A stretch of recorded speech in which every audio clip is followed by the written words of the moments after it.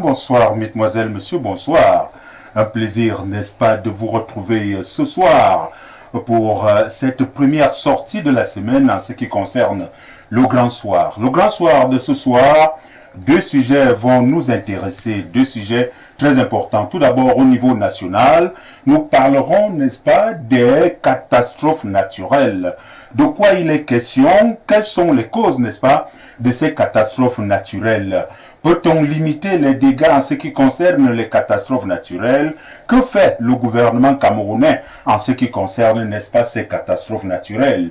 Oui, il ne se passe pas une semaine sans avoir, n'est-ce pas, ces catastrophes, que ce soit du côté de l'Ouest Cameroun, dans le septentrion, ou alors, et même hors du pays. Mesdames, Messieurs, ce sera le premier sujet phare à l'ordre du jour. Le second sujet, nous allons nous transporter du côté des États-Unis, où nous allons donc constater qu'il y a un nouveau président qui vient d'être élu. Ancien nouveau président, c'est selon Donald Trump est donc de retour à la Maison Blanche. Quels enjeux pour l'Afrique, mesdames, messieurs, ce sera notre sujet à l'ordre du jour. Vous faites bien de regarder l'émission, mesdames, messieurs. Nous nous retrouvons tout juste dans 5 secondes. Question, n'est-ce pas, de prendre cette transition et accueillir nos invités. Les invités, ils sont déjà là. Bon, nous allons commencer par accueillir la dame. Vous allez constater que nous sommes bel et bien galants et surtout, moi, je vais donc accueillir la charmante dame sur ce plateau, Anastasie G. Bonsoir. Bonsoir, bonsoir, chers téléspectateurs, bonsoir à tout le monde. Merci d'être là ce soir. Alors, vous allez bien? Je vais très bien, merci. Ok. Je reviens vers vous tout à l'heure. Vous avez, n'est-ce pas, plusieurs casquettes. Également sur ce plateau, nous allons accueillir le doyen qui se trouve déjà bel et bien installé. François Bikoro, bonjour, bonsoir. Bonjour Apollinaire, bonjour surtout à vos nombreux téléspectateurs qui, par la magie des nouvelles technologies de l'information et de la communication, se comptent certainement en dizaines de millions. Alors, vous êtes là ce soir, nous allons peut-être avec vous avoir un premier sujet à l'ordre du jour, parce qu'il y aura quand même une mise à bouche d'une manière générale. Tout juste en face de vous, il y a une autre personne que j'accueille ce soir. Angélique Toueli, bonjour, bonsoir. Merci, bonsoir cher Apollinaire, c'est un plaisir d'être sur votre plateau. Bonsoir au panel, à la technique et à tous ceux qui nous écoutent. Voilà, merci d'être là. Lorsque je dis bonjour ou bonsoir, les téléspectateurs ne peuvent peut-être pas comprendre, c'est qu'il y a la rediffusion de cette émission à partir de 3h, 4h du matin.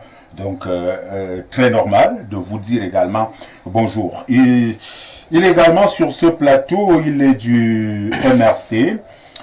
Bonsoir, Joël. Bonsoir M. Omba, bonsoir aux panélistes, bonsoir aux millions de spectateurs qui nous regardent ce soir et bonsoir à tous mes amis politiques et surtout à ceux qui sont incarcérés à la prison centrale de Yaoundé et partout ailleurs au Cameroun. Une forte actualité avec le MRC, on en parle tout à l'heure. Mais très rapidement, avec mon diffuseur, je vous ai dit, il y aura pour tout le monde la mise à bouche. D'abord, ce sera certainement une rubrique dans les prochaines émissions, la une du jour. La une du jour, nous allons découvrir.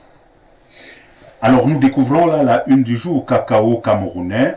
Mbarga Tangana présente donc les caractéristiques du cacao camerounais du côté de la France. Vous savez bien que ces derniers temps, les agriculteurs sont contents, les cacaoculteurs également.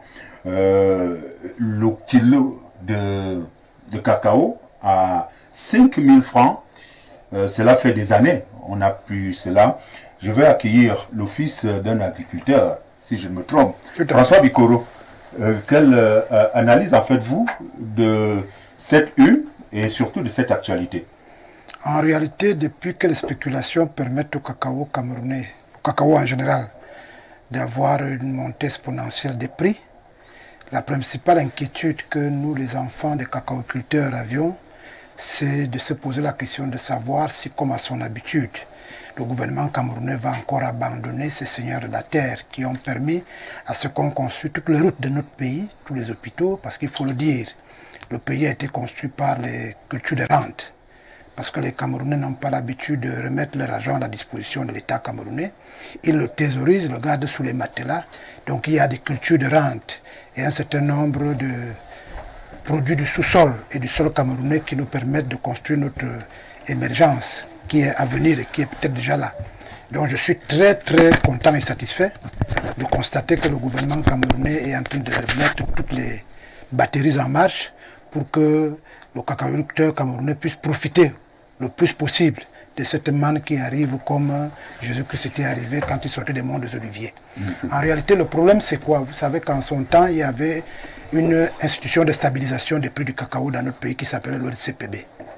Mais l'iniquité internationale qui ne veut pas que les pays africains puissent se développer a demandé à tous les pays africains de se débarrasser des pans entiers qui peuvent leur permettre d'arriver à l'émergence économique et au développement.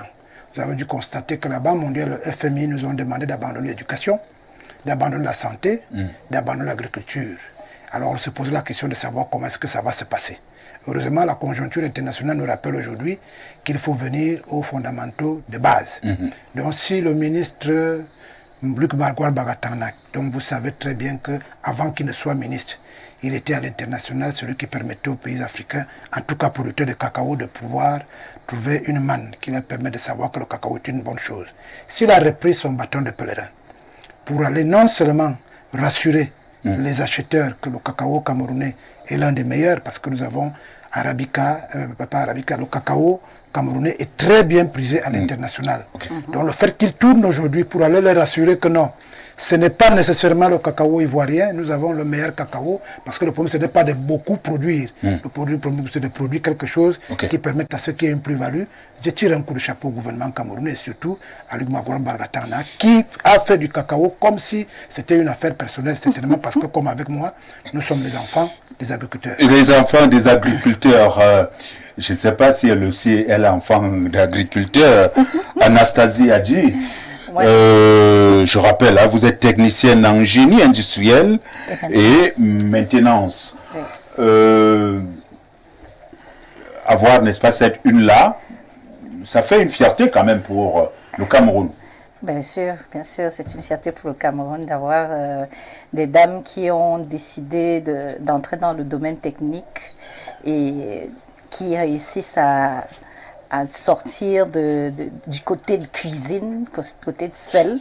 Elles se retrouvent dans le domaine masculin et tout de suite tout le monde se pose des questions. Ok. Le cacao camerounais, c'est le meilleur cacao. Alors moi, j'insiste parce que je suis petite fille d'agriculteur. Et effectivement, mon grand-père a des hectares de cacao. Et je sais de quoi il parle lorsqu'il dit que le cacao, il est bon, le cacao camerounais.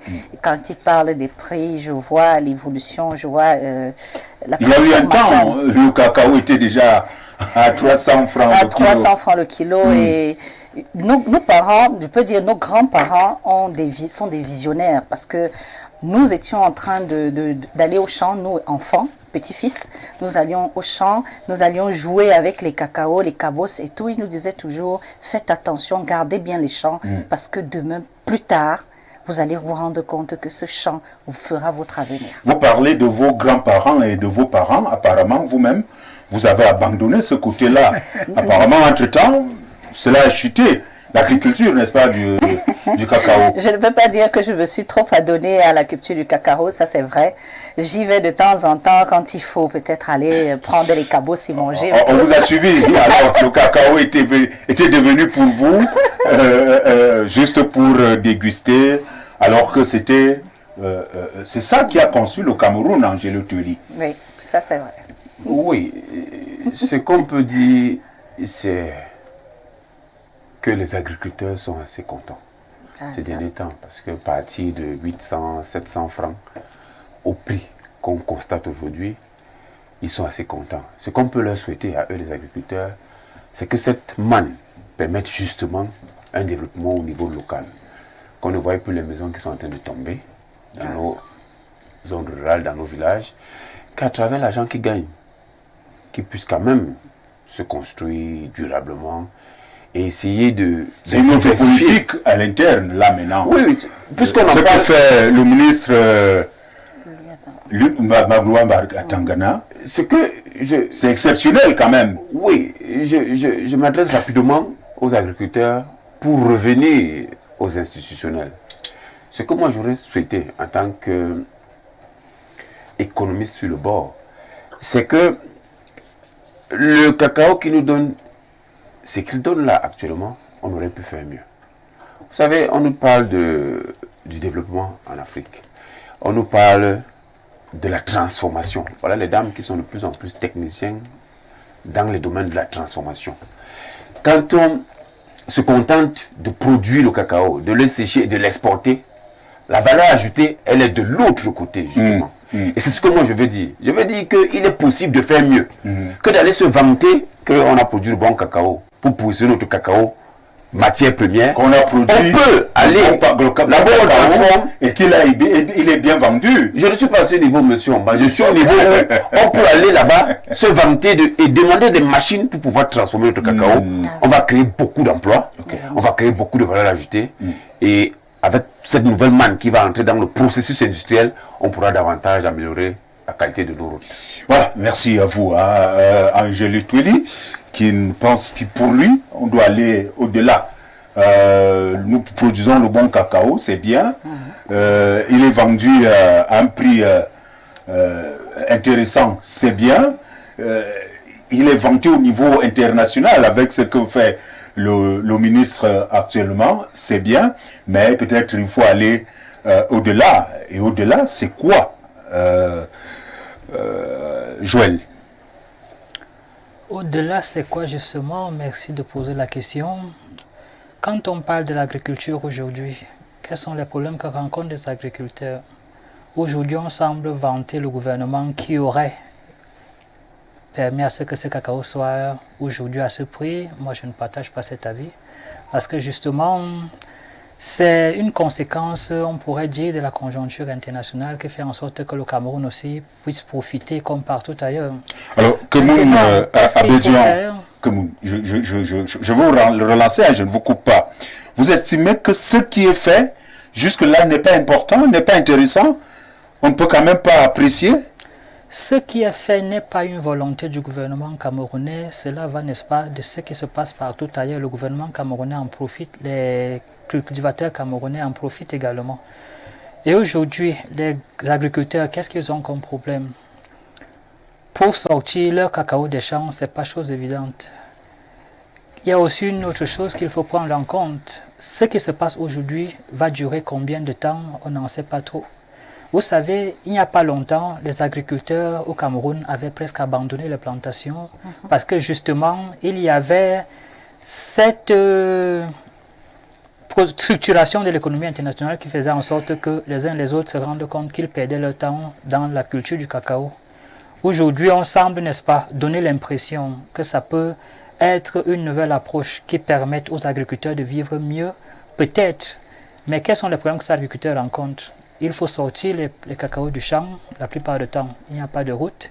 Et pour les quelques cacaoyers qui ont pu subsister ou qui existent encore, les agriculteurs rencontrent d'autres problèmes comme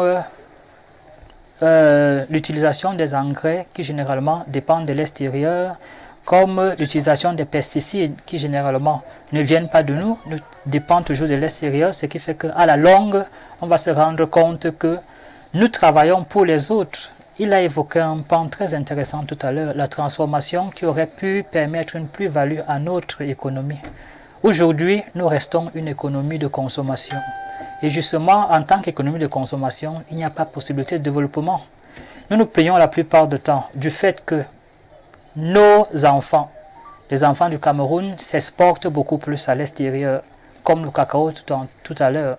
Et justement, dans quelle mesure est-ce que ces enfants qui ne trouvent pas de bien-être à l'intérieur vont pouvoir s'accorder à l'agriculture, se mettre à l'agriculture, si, n'est-ce pas, à l'intérieur, on n'a pas quelque chose qui puisse les y mener?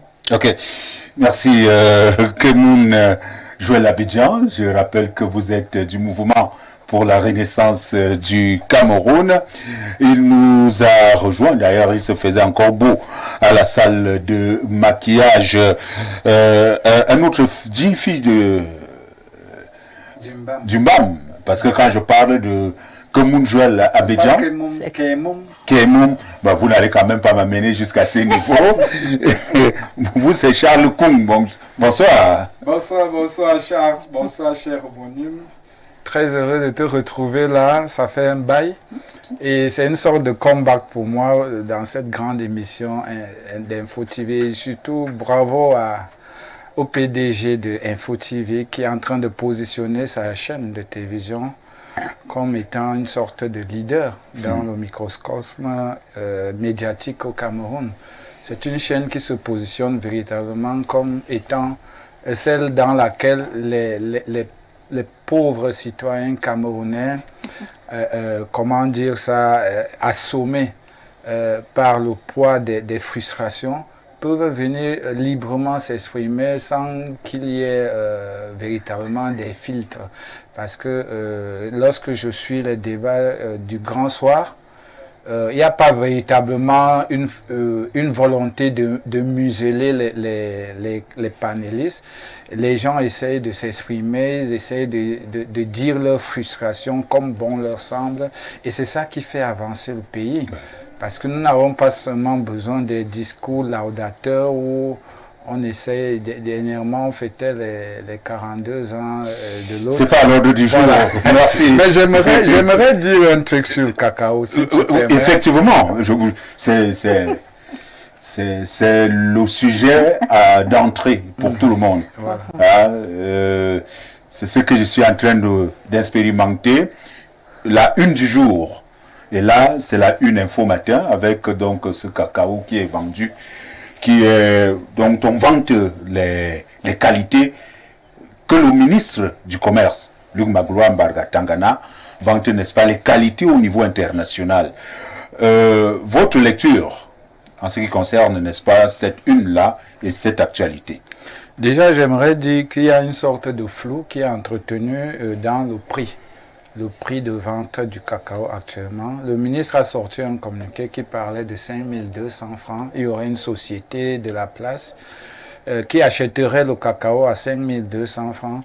Mais dans les villages et autres, les acheteurs continuent de s'entendre pour flouer les producteurs. Ils prennent à 2800, certains à 3000. Lorsqu'ils sont allés un peu plus loin, ils vont à 3400 ou 3500.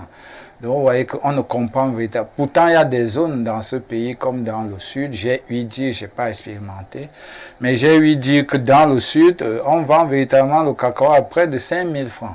Donc vous voyez, il y a une sorte de déphasage. Dans la ligue, on a vendu à 5000, à 5000 francs le kilo. Voilà, donc vous 5000 francs. Chez moi, à Bafia, on vend à 2800, à 3400, à 3250. Vous comprenez qu'il y a une sorte de flou dans cette affaire. Alors, ce flou, quand même, c'est pas l'affaire du ministre. Oui, le ministre s'est battu à ce que le kilo, que l'on vende le kilo à 5000 francs.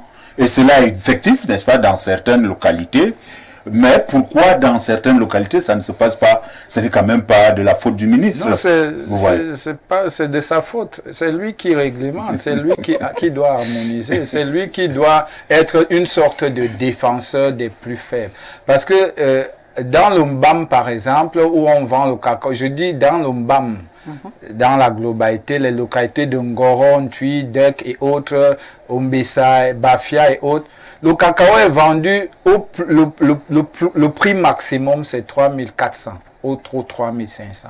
Donc vous comprenez clairement que le ministre devrait être celui-là qui est une sorte d'avocat des plus faibles, des pauvres producteurs qui sont floués parce que les commerces, les acheteurs, eux, ils s'entendent. Vous l'avez dit, voilà. on vous a suivi. J'aimerais ajouter... Alors, oui, au-delà, qu'est-ce qu'il y a lieu de faire de ce cacao? Moi, je fais mienne l'analyse de M. Kemoun tout à l'heure, qui parlait véritablement d'une d'une non-structuration. Le secteur n'est pas encore assez structuré et les pauvres paysans, lorsqu'ils vendent leur cacao, M. Angelo l'a dit également, ils ne sont pas encore structurés dans la durée. C'est-à-dire que comment est-ce que ça va se passer, quand est-ce que cela durera, on ne sait pas. Est-ce que ces agriculteurs vont profiter de cet instant, de ces moments de bonne moisson pour pouvoir se faire une vie. C'est le travail que fait le ministre en France en ce moment. Nous souhaitons que c'est le travail qu'il a fait de faire chez nous. Ok. Voilà. François Bikoro ne voudrait pas qu'on sorte de cette mise à bouche sans, n'est-ce pas, dire un dernier mot. Moi, je suis conseiller régional du Sud. Du Sud. Et il vous a dit tout à l'heure qu'il paraît que ça marche là-bas. Il faut partager l'expérience. Notre pays traverse un certain nombre de tribulations voulues par les Camerounais. Ils ont dit qu'ils veulent une société libérale. La société libérale s'est mise en place. Ils ont dit qu'ils ne veulent plus la très grande centralisation de la prise de décision. Conseiller régional RDPC. Non, je suis conseiller régional. Parce que les gens qui l'ont élu ne sont pas du RDPC. Sauf si vous faites une insulte aux gens qui habitent le Sud. L'exemple qui vient du Sud, vous parlez. Ce que nous on a fait, c'est qu'on a convoqué, je pèse mes mots, le ministre Mboudouk Magouram Bargatana. On a convoqué le ministre de l'Agriculture. Il est venu au Sud pour qu'il nous explique ce qu'on peut faire pour tirer le maximum de cette manne qui vient de la spéculation internationale. En rappelant que le Sud, c'est le pays organisateur. Bon, ça, je ne sais pas ce que ça veut dire. Allons-y. À votre âge, vous m'expliquerez peut-être. Angelo Toueli. Vous m'expliquerez Merci, permettons. Donc, c'est ce que nous avons fait. Nous avons appelé les deux personnes qui sont chargées de la mise en œuvre de l'agriculture et de la commercialisation des produits de l'agriculture. Nous avons travaillé pendant 3 jours. Et le Conseil régional du Sud, sur la base des échanges que nous avons eus avec ces personnes ressources, a décidé d'accompagner les agriculteurs. Parce que, comme je vous ai dit au début de mon propos, à l'époque, tout était centralisé. Il y avait un organe de stabilisation. Parce qu'il peut arriver que demain, comme c'est la spéculation, on part de 5 000 à 3 000, on peut repartir à 10 000. Il faut permettre aux agriculteurs de savoir comment ça se passe. Nous avons donc travaillé avec le Magouram Bagatana et le ministre de l'Agriculture et du Monde rural. Et on leur a dit ce qu'on peut faire pour qu'on aille ensemble. Et dans cet accompagnement, nous avons créé ce qu'on appelle des entrepôts. Dans chaque chef-lieu de département, le conseil régional a conçu un entrepôt. Parce que le problème, c'est que quand vous laissez l'agriculteur face aux spéculateurs qui sont habitués à manger l'argent, je pèse bien mes mots, des agriculteurs, sans rien faire, il y a des gens qui sont taxés à l'international comme étant de très grands agriculteurs et n'ont pas un seul plan de cacao. C'est vrai. Ils ont une entrée rapide au niveau des banques, donc ils peuvent y aller, ils viennent acheter le cacao dans la nuit, et au plus fort, on retient que c'est eux. Nous avons donc décidé de mettre des entrepôts en place. Nous recueillons la production des agriculteurs qui sont isolés. Nous les aidons à être en groupement d'intérêt communautaire. Ce qui s'est passé dans la liquide. Parce qu'ils vendaient en groupe. Nous les aidons. Ok. Et nous reprenons leur cacao que nous stockons. En attendant que la spéculation soit bonne, nous allons vers le spéculateur qui ne peut pas ne pas acheter le cacao. Parce qu'à l'international, il le vend 7 fois plus cher. Bien sûr. Donc il sait qu'il a besoin du cacao. Mais ils étaient habitués à aller seuls devant les agriculteurs qui ne sont pas encore des grands agro-industriels. Donc, quand ils viennent donc, on met à leur disposition les stocks de cacao qui sont souvent bien importants et ils payent au prix de la spéculation ambiante. Et nous remettons cet argent au niveau de l'agriculteur en retenant ce qui peut leur permettre de vivre pendant l'année. Parce que c'est le genre de produits qui font que, généralement, c'est 1 ou 2 fois par an que vous pouvez profiter du produit cacao. Okay. En revanche, nous faisons une interpellation au gouvernement de la République à travers ces démembrements pour que, le cacao soit amélioré. Et pour que le cacao soit amélioré, il faut qu'on revienne à ce qu'on faisait à l'époque. Ça s'appelait les pascalés. C'est-à-dire des ingénieurs d'agriculture, des techniciens supérieurs d'agriculture, que l'État mettait à la disposition des agriculteurs pour que la fève soit en phase avec ce qui marche à l'international. C'est-à-dire que nous sommes un pays aujourd'hui où nous devons être des relais pour permettre à ce que le gouvernement, qui a d'autres problèmes, ce n'est pas à vous que je vais apprendre ici que nous avons une guerre dans le nord ou dans le sud-ouest, nous avons une guerre dans la partie septentrionale du pays. Nous avons une crise structurelle à l'intérieur du pays. Donc le gouvernement a souvent ses priorités. Mais nous amenons le gouvernement à savoir que quand le cacao se vend à l'international, il y a une plus-value. La deuxième chose maintenant dont nous sommes en train de nous battre, c'est que les institutions de financement de la production cacaoyère, comme d'autres produits de rente, viennent vers les agriculteurs. Parce que même quand l'agriculteur se trouve avec 10, 15, 20 millions de francs, la plupart du temps, la banque n'est pas à côté. Donc il se met autour de l'année à régler des problèmes qui n'ont rien à voir avec son vécu quotidien et avec la machine qui lui a permis de gagner de l'argent. Donc c'est une question de solidarité nationale. C'est-à-dire que oui, le cacao, il est bon. Les agriculteurs sont repartis au champ. Mais il faut maintenant les aider à tirer la plus-value de ça. C'est une interpellation que le fait le gouvernement. Mais ça ne veut pas dire que si vous allez dans mon village aujourd'hui, vous n'allez pas trouver la fierté de l'agriculteur qu'il avait en son temps. Nous sommes des régions où les premières maisons en tôle ont été construites par les agriculteurs et le cacao était à 90 francs et à 150 francs. C'est pas normal que ce soit maintenant. Et si vous exprimez comme ça, c'est grâce à ce cacao. Je suis ce que je suis aujourd'hui parce que justement, il y avait le cacao. Ok, merci. Merci à vous. François Bicoro ne nous a pas dit à quel prix on vend le cacao. Je viens de vous dire que, au lieu de le laisser en tant que... Vous n'avez pas donné le prix. Je viens, au lieu de laisser en tant qu'élite, votre père, qui vous a envoyé à Yaoundé pour que vous compreniez les dénivellations de la spéculation internationale. Vous le laissez seul. Il a besoin de pétrole. Il a besoin de... Nous avons besoin du prix. Donc ce que nous faisons... Non, quand je parle... On vend le cacao sud à combien? S'il vous plaît. Merci. Non, je termine. Quand je parle du mot... Vous avez terminé. Quand je parle du mot spéculation. Vous avez terminé. Spéculation a sa définition dans Google. Ça veut dire qu'il y a des moments où ça monte, et il y a des moments où ça descend. Ce que nous faisons, c'est qu'on recueille la production pour attendre le moment où la spéculation est bonne. Donc quand vous me demandez le prix hier, c'était à 5200. Si la spéculation descend, ça peut aller à 3000. Si elle remonte, ça peut aller à 10 000. Le problème de l'agriculteur, c'est d'être sûr que sa production lui sera meilleure dans ses mains. C'est suivi. Merci à vous. François Bicoré, à tout le panel. Je rappelle, la une du jour, c'était donc la une de Info Matin qui parlait donc du cacao camerounais qui est donc vanté en France par le ministre du Commerce, Luc Maglouambarga, à Tangana. Allez-y, achetez, n'est-ce pas, le journal, c'est 500 francs. 400 francs. 400 francs. J'ai failli ajouter, vous savez que la bière augmente. Non subventionné. Bon, donc, ça c'est tout un autre débat. Non, il faut tirer un coup de chapeau aux médias qui essayent quand même de donner de l'espoir, de l'espérance aux citoyens en leur disant des choses meilleures arrivent, il faut seulement tenir le coup et avoir une relation fusionnelle avec vos auditeurs. Merci à vous. Alors nous allons tout de suite, tout à l'heure, pas maintenant, là, mais dans quelques secondes, prendre le premier sujet phare à l'ordre du jour. Charles Koum, vous avez commencé à prononcer les noms de certaines personnes sur ce plateau, à l'instar de Kemou Abidjan. Kemou Abidjan. Vous c'est Charles Koum. Charles Koum. Ok. Angelo Toueli. Toueli. Oui. Bon, moi je suis pas Bassa. Vous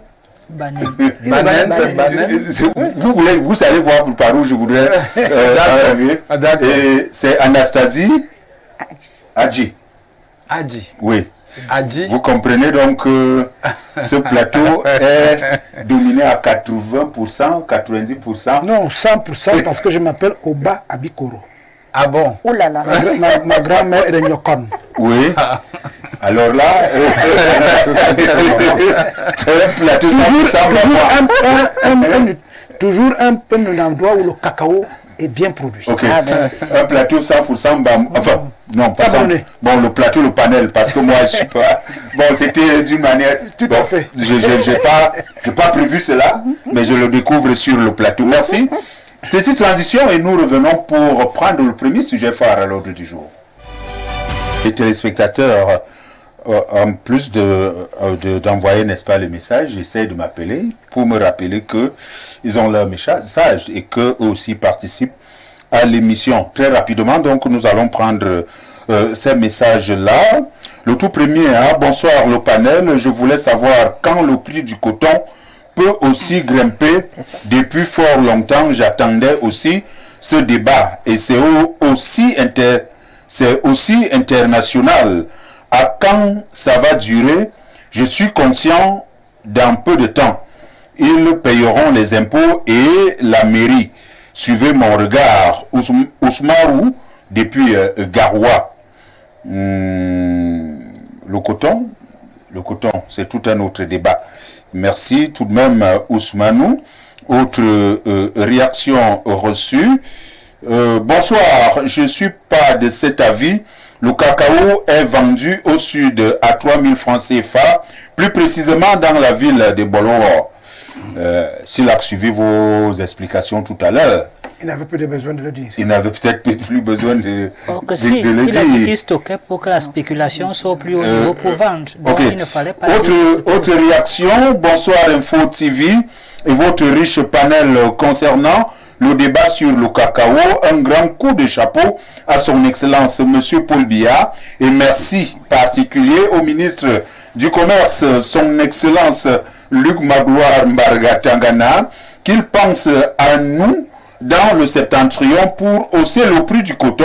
Merci Info TV et son PDG, Monsieur Mveng, pour les débats riches, instructifs et éducatifs aux Camerounais. Abdourahman Sidi, doctorant.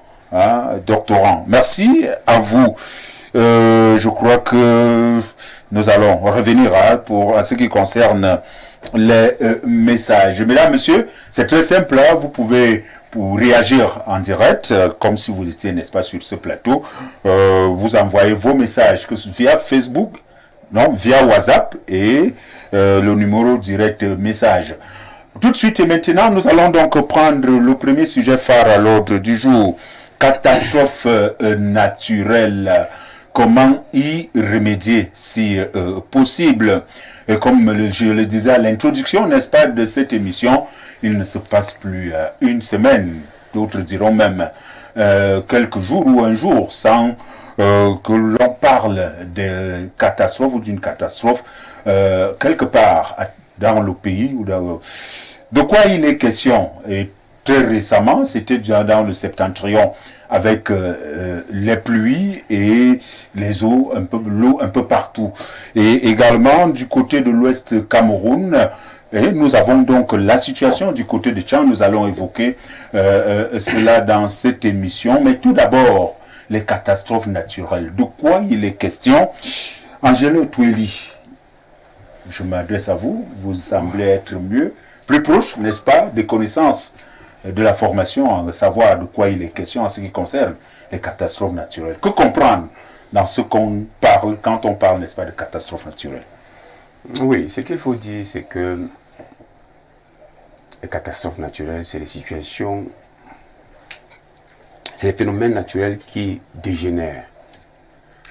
Parce qu'il faut rappeler que le contexte global dans lequel nous vivons est celui des changements climatiques.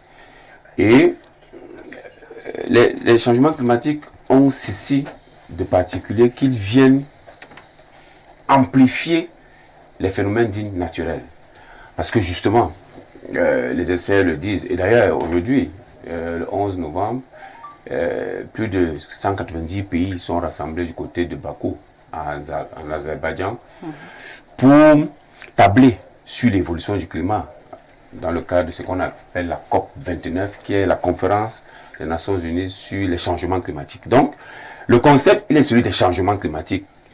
Les causes, nous les connaissons, les émissions de gaz à effet de serre, les déforestations et autres pollutions. Mais à côté de ces causes qui sont connues, il y a des conséquences. C'est des phénomènes naturels qui s'amplifient et ils deviennent des catastrophes, comme on peut constater. Et vous l'avez rappelé ici, pendant la période de pluie, les pluies qui devraient tomber à un rythme qui est connu sont plus violentes. Il y a des vents qui arrivent qui sont plus forts, il y a les précipitations qui sont plus abondantes et qui sont plus longues. Parce que le phénomène des changements climatiques a créé le dérèglement des saisons. Et les saisons sèches qu'on espérait sur 3 mois peuvent aller sur 6 mois. Les saisons de pluie qu'on espère sur 2 mois peuvent aller sur 6 mois. Et ce qui est là avec la pluie, contrairement au soleil, parce qu'il faut rappeler qu'en période de saison sèche, peut-être les agriculteurs ne pleurent pas souvent, mais dans le nord, il y a eu beaucoup de plaintes parce que la sécheresse les canicules étaient fortes.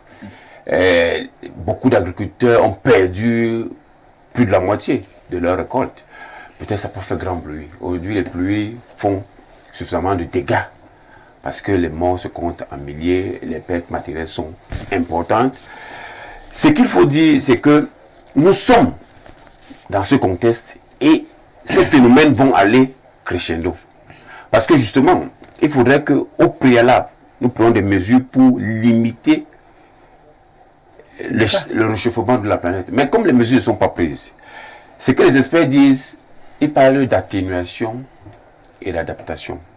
Nous devons nous rendre compte que nous vivons dans un contexte de changement climatique et prendre des mesures. Et ces mesures sont davantage dans la prévention. Nous avons au Cameroun ce qu'on appelle l'ONAC, l'Observatoire national sur les changements climatiques, qui fait des prévisions de manière régulière, qui nous disent, bon, nous sommes en période sèche, il y a les risques de X, les risques de Y. Nous sommes en période de pluie, il y a les risques de précipitation, il y a les risques en rapport avec X et Y. Il y a les risques d'éboulement. On a eu le cas récemment avec la falaise dans Salchou, il y a eu un effondrement, un éboulement. Les prévisions avaient été faites par l'ONAC.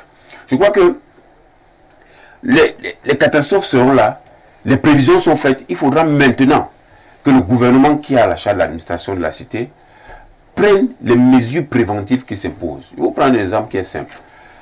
Nous avons connu Ngouaché. Il y a eu un flanc. Les maisons, il y a eu éboulement avec les maisons. Nous avons vu récemment ici du côté de Mbankolo, la digue qui a lâché, une vieille digue qui avait plus de 100 ans, qui a lâché. Et on se retrouve avec les catastrophes. Il y a plusieurs cas comme ça qui existent. Quand vous prenez la route de Douala, l'autoroute de Douala au niveau de Kolbissola, il y a un rocher qui est suspendu. Imaginez-vous un instant que, avec un mouvement de froid chaud, le flanc de cette colline aussi cède un jour et que ce rocher se retrouve avec la multitude de maisons qui seront là. On va se retrouver ici à faire le constat des nombres de morts, à pleurer. Mais les mesures préventives peuvent exister. C'est là où on interpelle le gouvernement. Pour dire que le gouvernement doit prendre des mesures pour prévenir ces catastrophes. Vous aurez le temps, n'est-ce pas, d'évoquer. Nous allons évoquer ce pan-là. Alors, Anastasie, on parle de catastrophes naturelles. Bien sûr. Est-ce que cela est véritablement provoqué par l'être humain, si on s'en tient à la définition catastrophe naturelle? Non, quand on dit catastrophe naturelle, ce n'est pas forcément l'être humain. Catastrophe naturelle, c'est un phénomène qui résulte des phénomènes de la nature. Ça résulte de la nature. Donc, on peut avoir des séismes, on peut avoir, comme il a dit tout à l'heure, des changements climatiques, on peut avoir plusieurs autres facteurs. Mais quand même, ces changements climatiques peuvent également être provoqués par l'homme. Lorsque la forêt est abattue, les arbres sont abattus, et ainsi de suite, cela peut provoquer quand même ces changements climatiques-là, d'après peut-être les experts. J'insiste sur le fait que ce n'est pas toujours les hommes. Naturel ne veut pas dire les êtres humains. Naturel veut dire nature. La nature n'est pas forcément faite des êtres humains. Mais lorsque vous parlez de phénomènes naturels, il ne faut pas que les gens aient l'impression qu'on parle uniquement des êtres humains. On parle de la nature en général. On parle, comme il dit, du climat, des précipitations, on parle de quoi? Du réchauffement climatique, on parle de quoi encore? Il y a tellement de choses. Il y a le séisme, les volcans et tout le reste. On ne peut pas dire que tout ça, le séisme n'est pas causé par l'homme, par exemple. C'est un phénomène naturel. On ne va pas dire que ce sont les hommes qui créent cela. Je ne sais pas si François Bikoro sera du même avis, mais quand même, lorsque les espèces se retrouvent, également, ils disent, il y a beaucoup de causes qui sont provoquées par les êtres humains. Parler de catastrophes naturelles, on parlera tout simplement du changement climatique qui peut arriver simplement comme ça. La première chose, c'est de constater que l'être humain fait partie de la nature. Bien sûr. Donc il peut être à l'origine de la catastrophe naturelle. Moi, mon problème, il est historiciel. C'est que nous sommes dans un monde divisé en deux. Des gens qui ont détruit la nature, qui ont profité de la nature. Et quand le tour des autres arrive pour protéger la nature, on leur dit qu'il faut arrêter. Vous ne pouvez pas demander aux pays africains, notamment au Cameroun, d'être industrialisés. Et au même moment, vous leur dites de ne pas toucher à la nature. Et vous vous extasiez quand vous arrivez à Paris de trouver qu'il y a des gratte-ciel. Les gens appuient sur un bouton, le plat de nourriture arrive sur leur table. Vous ne pouvez pas demander aux gens de s'industrialiser, de transformer. On va transformer quoi? On transforme la nature. Donc nous sommes aujourd'hui à la croisée des chemins. C'est-à-dire que l'Occident nous a menti avec un mensonge cohérent. Il faut dire la vérité là où elle est. Mensonge cohérent. Oui, le mensonge cohérent, c'est celui dont vous avez l'impression qu'il est bon, jusqu'à ce que vous soyez dos au mur. Il a parlé de COP 21, COP ceci.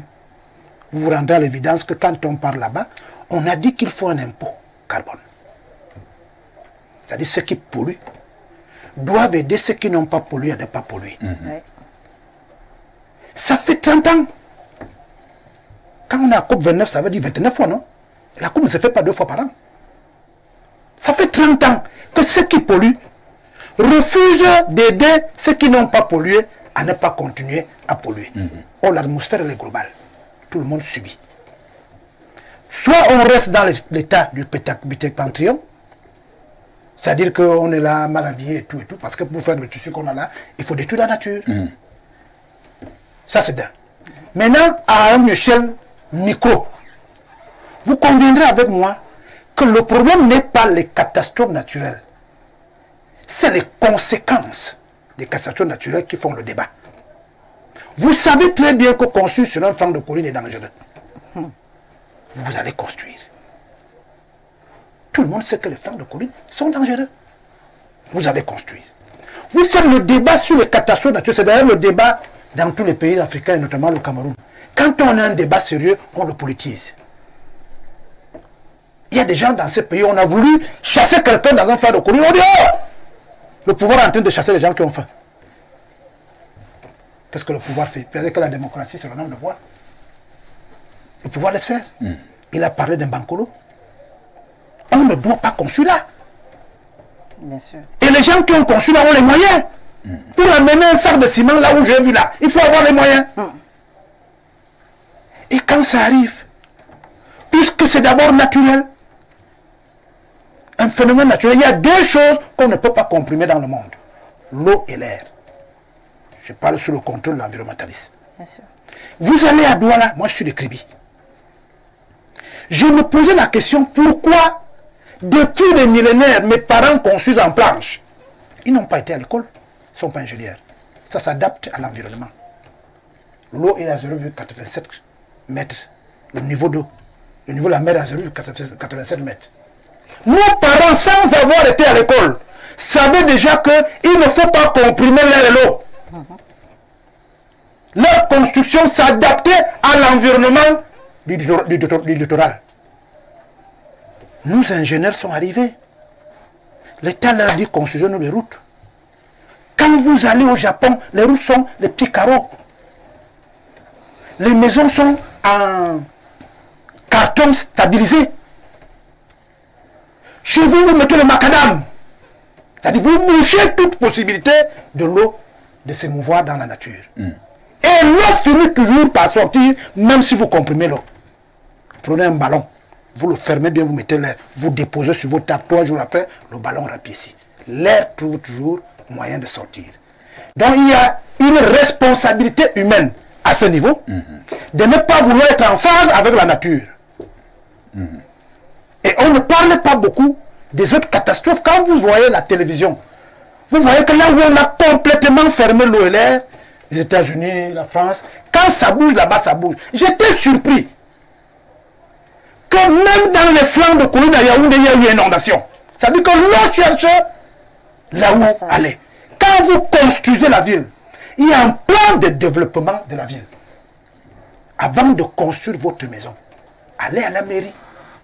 Demandez, je voudrais construire à tel endroit. Quel est le type de matériaux qui s'adapte à cet endroit? Ça va faire que 50 ans après, vous n'ayez pas ce type de problème que l'on observe aujourd'hui. Maintenant, pour le cas de Tchang, les gens qui ont conçu la route de Tchang. On en parle tout à l'heure. Okay. Le cas de Tchang, tout à l'heure. Ce sera peut-être la deuxième partie, n'est-ce pas, de ce sujet. Joël Kemoum, je vais vraiment m'exercer à prononcer ce nom-là. Est-ce que l'on peut véritablement, je ne veux pas dire atténuer, ou alors amortir, ou alors ralentir véritablement les catastrophes naturelles?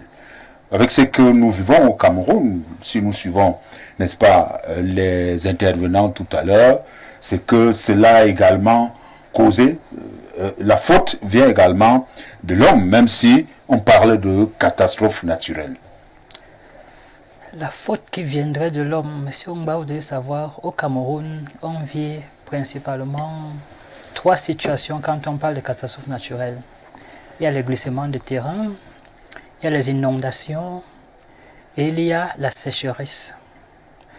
On parvient au niveau des catastrophes quand il y a les pertes en vies humaines, quand il y a la destruction, n'est-ce pas, des biens.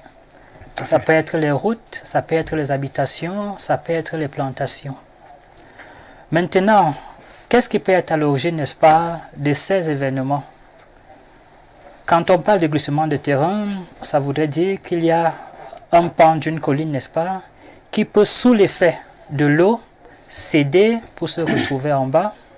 Et si en bas, il y a soit des habitations, soit une route, soit des plantations, autre chose, n'est-ce pas, les populations pourraient, n'est-ce pas, se retrouver englouties.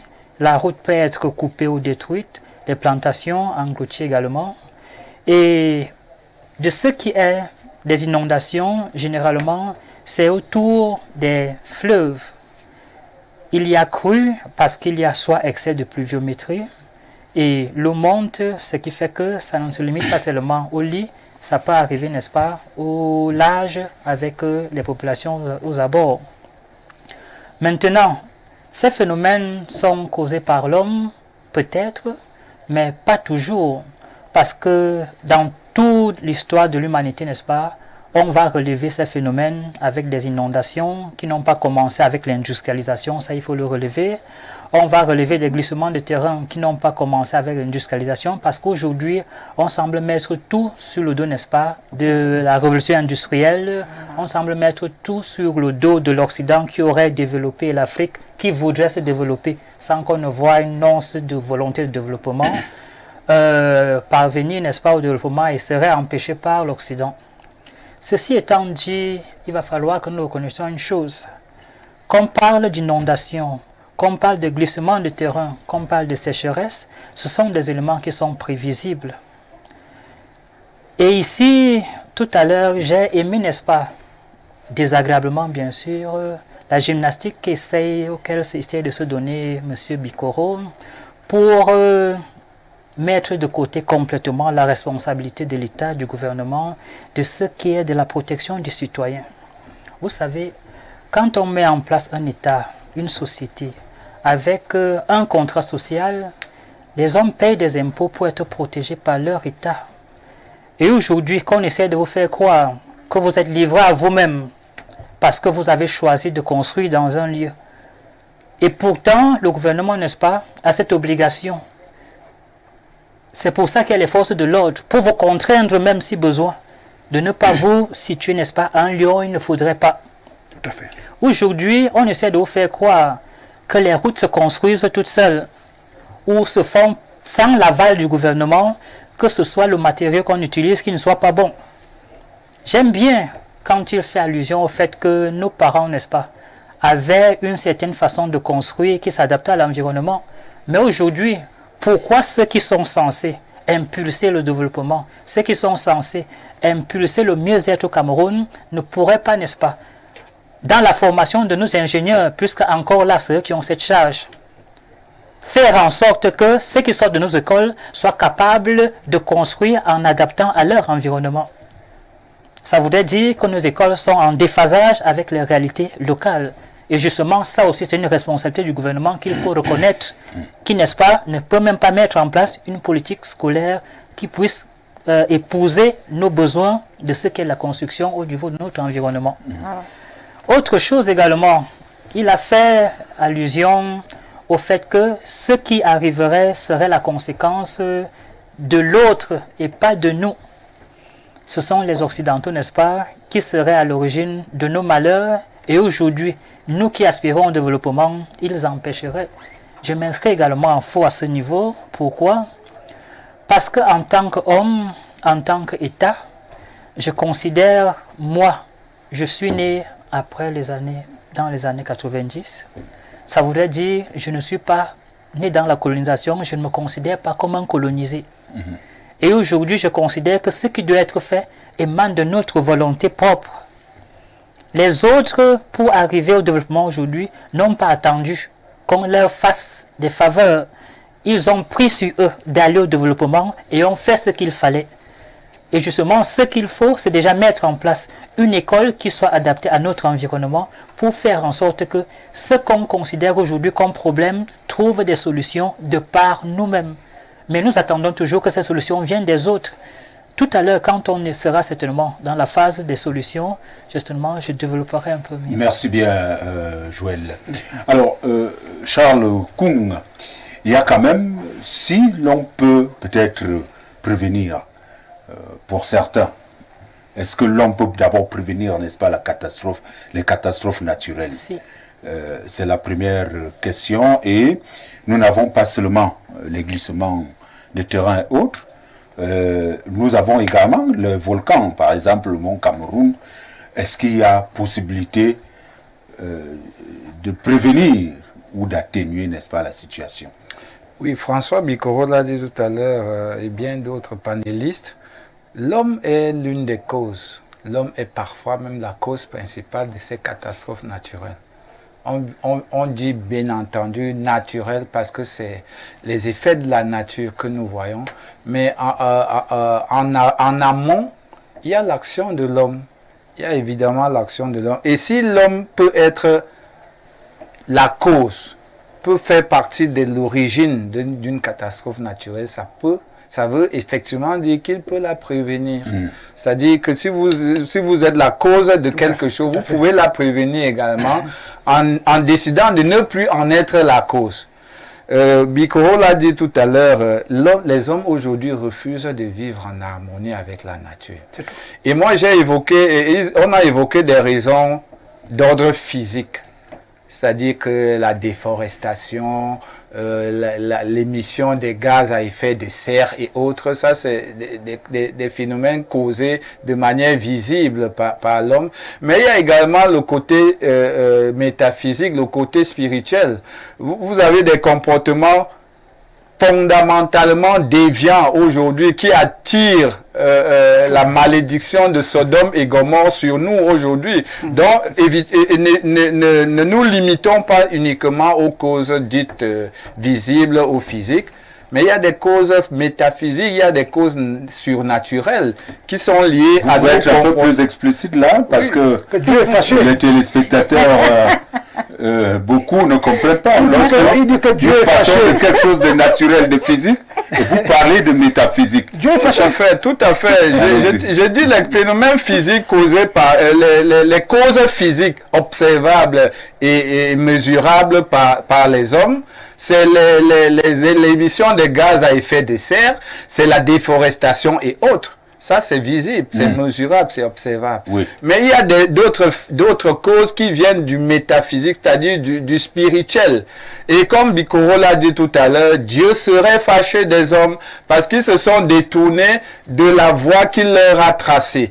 Il a dit tout à l'heure, nous refusons de vivre en harmonie avec la nature. Donc avec Dieu. Avec Dieu, tout à fait. C'est-à-dire que lorsque vous voyez deux hommes qui vont ensemble faire l'amour, non, moi je suis un enseignant et je suis syndicaliste. Moi, je me torture par les méninges pour essayer d'être politiquement correct sur le plateau. Moi, j'essaie de dire les choses telles qu'elles sont. Donc, comprenez que je dis cela. Lorsque vous Vous voyez dit que Dieu est fâché parfois. Lorsque vous voyez deux hommes qui vont ensemble, c'est-à-dire que alors que Dieu ne l'a pas prévu, les personnes vont au-delà de ce que Dieu a prévu. Voilà, de ce que la nature, si vous voulez pas le terme Dieu, parce qu'il y a des athées, peut-être parmi nous ou parmi les téléspectateurs, si vous voulez pas le terme Dieu, on peut utiliser la nature. La nature a prévu un certain nombre de codes, un certain nombre de règles qu'il faut respecter pour vivre en harmonie avec elle. Et malheureusement, les hommes se sont détournés de ces codes-là, de ces règles-là, pour se livrer à d'autres choses qui ne sont pas acceptées par l'être suprême qui nous a mis ici. Donc, il peut arriver que Dieu se fâche, comme l'a dit Bikoro tout à l'heure, et qu'il nous punisse. Justement, en faisant ressortir, pour ce qui est des volcans, en faisant ressortir le magma, vous savez que la Terre est composée de roches en ébullition. Et même au centre de la Terre, il y a des métaux en ébullition. Et lorsque Dieu se fâche, il vous fait sortir cela et il vous montre que véritablement, je peux vous détruire à tout moment, dès que je le décide. Vous avez les éboulements et autres, on ne peut pas comprimer l'eau, on ne peut pas comprimer l'air. Et lorsque l'homme, dans ses différents travaux de recherche d'un mieux-être, recherche d'un bien-être. Bon, mieux-être, bien-être. Bon, recherche de la surindustrialisation, parce qu'on n'est même plus au niveau de l'industrialisation, on est déjà au niveau de la surindustrialisation. Et lorsque l'homme est engagé dans ce processus-là, voilà, il est en train de détruire sans le vouloir, peut-être même sans le savoir, il est en train de détruire la nature et cela a des impacts très négatifs. Maintenant, vous avez, est-ce qu'on peut le prévenir? Oui, on peut le prévenir. Moi je suis enseignant, je vais prendre le domaine de l'école. Il y a des caisses qui sont prévues pour gérer ces catastrophes naturelles. Mais généralement, ce qui arrive, c'est que ces caisses-là, avant même le deuxième trimestre de l'année, sont déjà complètement... Je reviens vers vous, vous allez voir. Nous allons parler de cela tout à l'heure. Nous allons parler de tout cela. Très rapidement, quelques réactions reçues avant de continuer. Bon, c'est notre ami de Garoua, mais Pierre nous écrit depuis Libreville. Il nous dit: bonsoir le plateau, je suis vraiment sidéré de savoir que les Camerounais étaient sous la terre à la falaise de Tchang. Pendant ce temps, le RDPC faisait la fête, même pas une minute de silence ni de condoléances. Même de Monsieur Biya, comment vous appelez ça? De la méchanceté ou alors du tribalisme, même devant la mort? Comment pouvez-vous être indifférent devant la souffrance de vos propres citoyens?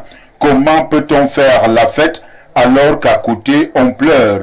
Qu'il se rassure, madame, la mort est aveugle et imprévisible. Pierre et Bongay depuis Libreville. Autre réaction. Bonsoir le panel, vraiment le pays n'est pas géré. Nous sortons d'une catastrophe, on dévie la route vers la nationale numéro 5, mais on ne communique sur l'état piteux de cet axe afin de sensibiliser les usagers. Résultat, les accidents mortels se font déjà enregistrer depuis lors. Des morts qui viennent s'augmenter sur celles de Sanchou, même cause, même résultat. Vraiment, ce pays est à refaire. Verdier depuis Douala. Autre réaction, nous allons revenir sur d'autres channels qui nous écrivent et également. Alors, Angelo Tueli, nous allons peut-être sortir de cette première partie. Qu'est-ce que l'on peut retenir véritablement? Les catastrophes naturelles, est-ce que c'est prévisible? Non, on est tous d'accord ici qu'on peut les prévenir. Et je vous ai dit quand j'ai pris la parole sur le sujet qu'il y a un observatoire sur les changements climatiques. Qui fait souvent des interpellations. Et c'était une volonté du chef de l'État parce que je crois qu'il était à la COP en 2007. 21. Il a décidé de mettre sur pied cet organe, même comme lui aussi, il a attendu plus de 10 ans pour rendre effectif l'ONAC. Mais le NAC fait des prévisions. D'ailleurs, j'ai vu leurs rapports qui circulent dans les différents forats. Ils font leur travail. Maintenant, ce qu'il faut retenir, c'est que l'État qui a le gouvernail doit être un État protecteur.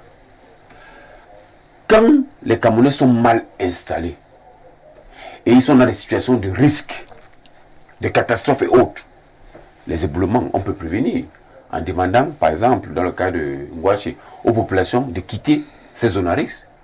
On demande de ne plus construire dans des marécages. L'État a la responsabilité de veiller à ce que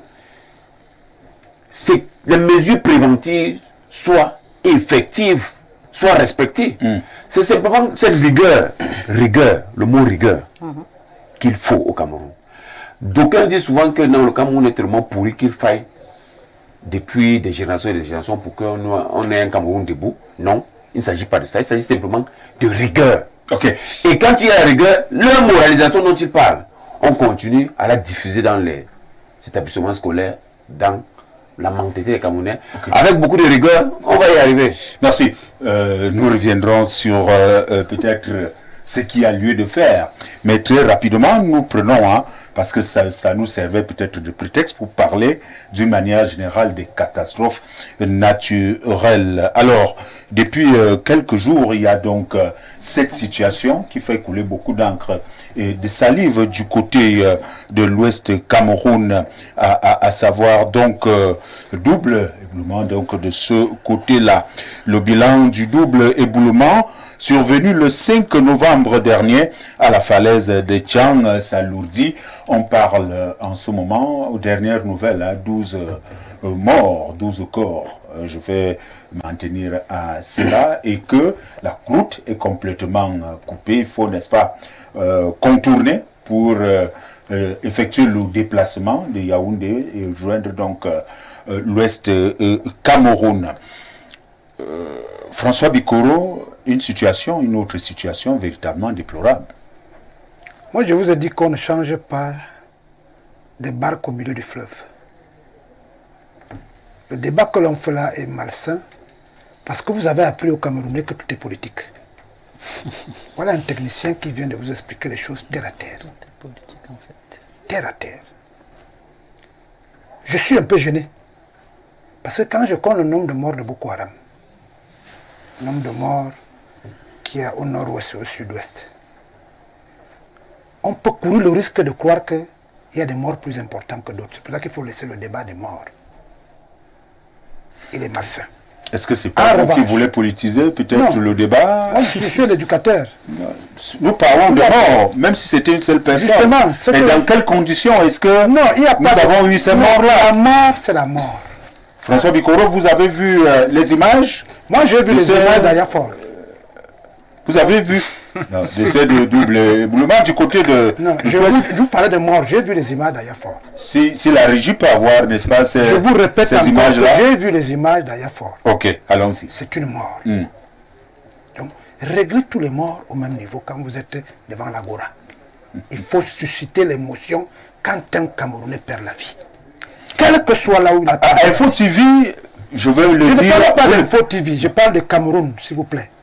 Je vous ai dit que nous sommes dans un environnement où il y a beaucoup de confusion au lieu d'avoir... Peut-être c'est sur l'émission et le sujet. Allons-y. Je vous ai dit au cours dans mon premier propos que la route qui s'est effondrée a été conçue à quel moment.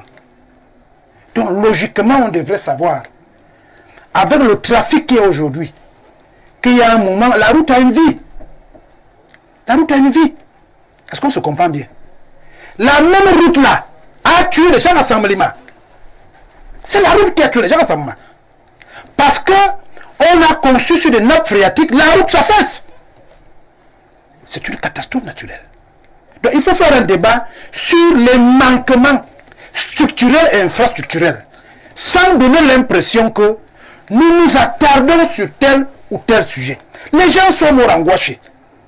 Je peux vous demander que quand tu as vu les morts de Gouache chez toi, tu as vu les mêmes images, nauséabondes, difficiles. Tu partais encore faire quoi à Bankolo? Vous voyez que ça va créer un problème. Le technicien vous a dit qu'on peut prévenir. Prévenir suppose que les Camerounais acceptent que la chicotte nous règle. Est-ce que vous êtes prêts? Quand il faut chicoter les opposants, on ne demande pas leur avis. S'ils sont Vous voyez ce que je vous ai dit tout à l'heure? Ça, c'est aussi vrai. Quand il faut détruire, quand un peu sous-préfet a décidé qu'il fallait détruire à Douala, par exemple, aujourd'hui, quand vous voyez les autres sur les plateaux défendre... Je vous ai dit que le débat, on le fait. Le débat est malsain parce qu'il est fait au milieu du fleuve. Le milieu du fleuve, pour moi, c'est que nous avons une élection présidentielle. Les acteurs politiques c'est lui qui ne veulent pas se comporter comme mon petit frère. Lui et moi, on se comporte comme des acteurs politiques. C'est ça le drame. Vous ramenez ça du côté. Non, je ne ramène pas. Il a été dit, à la vérité. On a parlé de catastrophes naturelles. Comment y remédier? On n'a pas dit... Moi, j'ai parlé de l'image qu'il m'a vue. Il m'a dit que tu as vu l'image. Je lui dis que c'est un exemple. Je pense que ça, merci. Je vais vous donner la parole. Non, monsieur Kemou, madame Najib, nous allons repasser la parole. Est-ce que les morts de Samelima ne sont pas morts par affaissement du sol? Quel Samelima? Il est même pas s'il vous plaît. Il est même pas l'accident de la route, c'était la... Joël, allons-y. Non, s'il vous plaît. Permettez... Il vous reste 30 secondes. Il n'y a pas de problème. Les gens sont allés... La route a été reconstruite. Comme vous dites que la route s'est effacée. On continue de circuler sur la même route, non? Je pourrais vous dire qu'il y a des gens qui n'ont jamais vu le goudron. Si vous voulez qu'on fasse ce débat. Oui, à qui la faute? S'il vous plaît, je voudrais que nous avançons. Donc ce dont il s'agit ici, je reste sclérosé sur ce qu'a dit le technicien. On peut prévenir. On peut prévenir. Et je vous ai dit que pour prévenir, il faut que le Camerounais soit prêt à abandonner un pan de sa souveraineté de liberté. Est-ce que vous êtes prêts? En élisant le gouvernement, c'est ce qui est fait. Permettez-nous de lancer ça comme ça, pas trop terne. Monsieur Bikoro, quand on parle de rigueur, je parle pas de rigueur. C'est là, vous dites, est-ce que les Camerounais vont accepter c'est ça la rigueur, leur souveraineté pour que les Camerounais ont accepté depuis? Ah bon? Oui. S'il y a de la rigueur, tout le monde est d'accord. Ça va marcher, ça marche demain. Très bien. Ça va marcher. C'est pas tous à la fois, pas tous à la fois. Ça va marcher pour tout le monde. Ok, vraiment votre préoccupation. Je suis par là. Allons-y. Alors, François, allons-y. Je dis ceci. Et je prends sur ce que lui l'a dit, le technicien. Soit si c'est dédié. On peut prévenir. La seule manière de prévenir, c'est d'utiliser la chicotte pour ce qui empêche que la prévention se mette en place. On vous a suivi.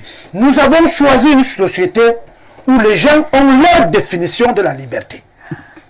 Est-ce que nous sommes donc prêts qu'un monsieur décide d'aller construire sur un flanc de colis, sachant très bien que ça va s'écrouler demain? Vous avez le devoir de merci à vous.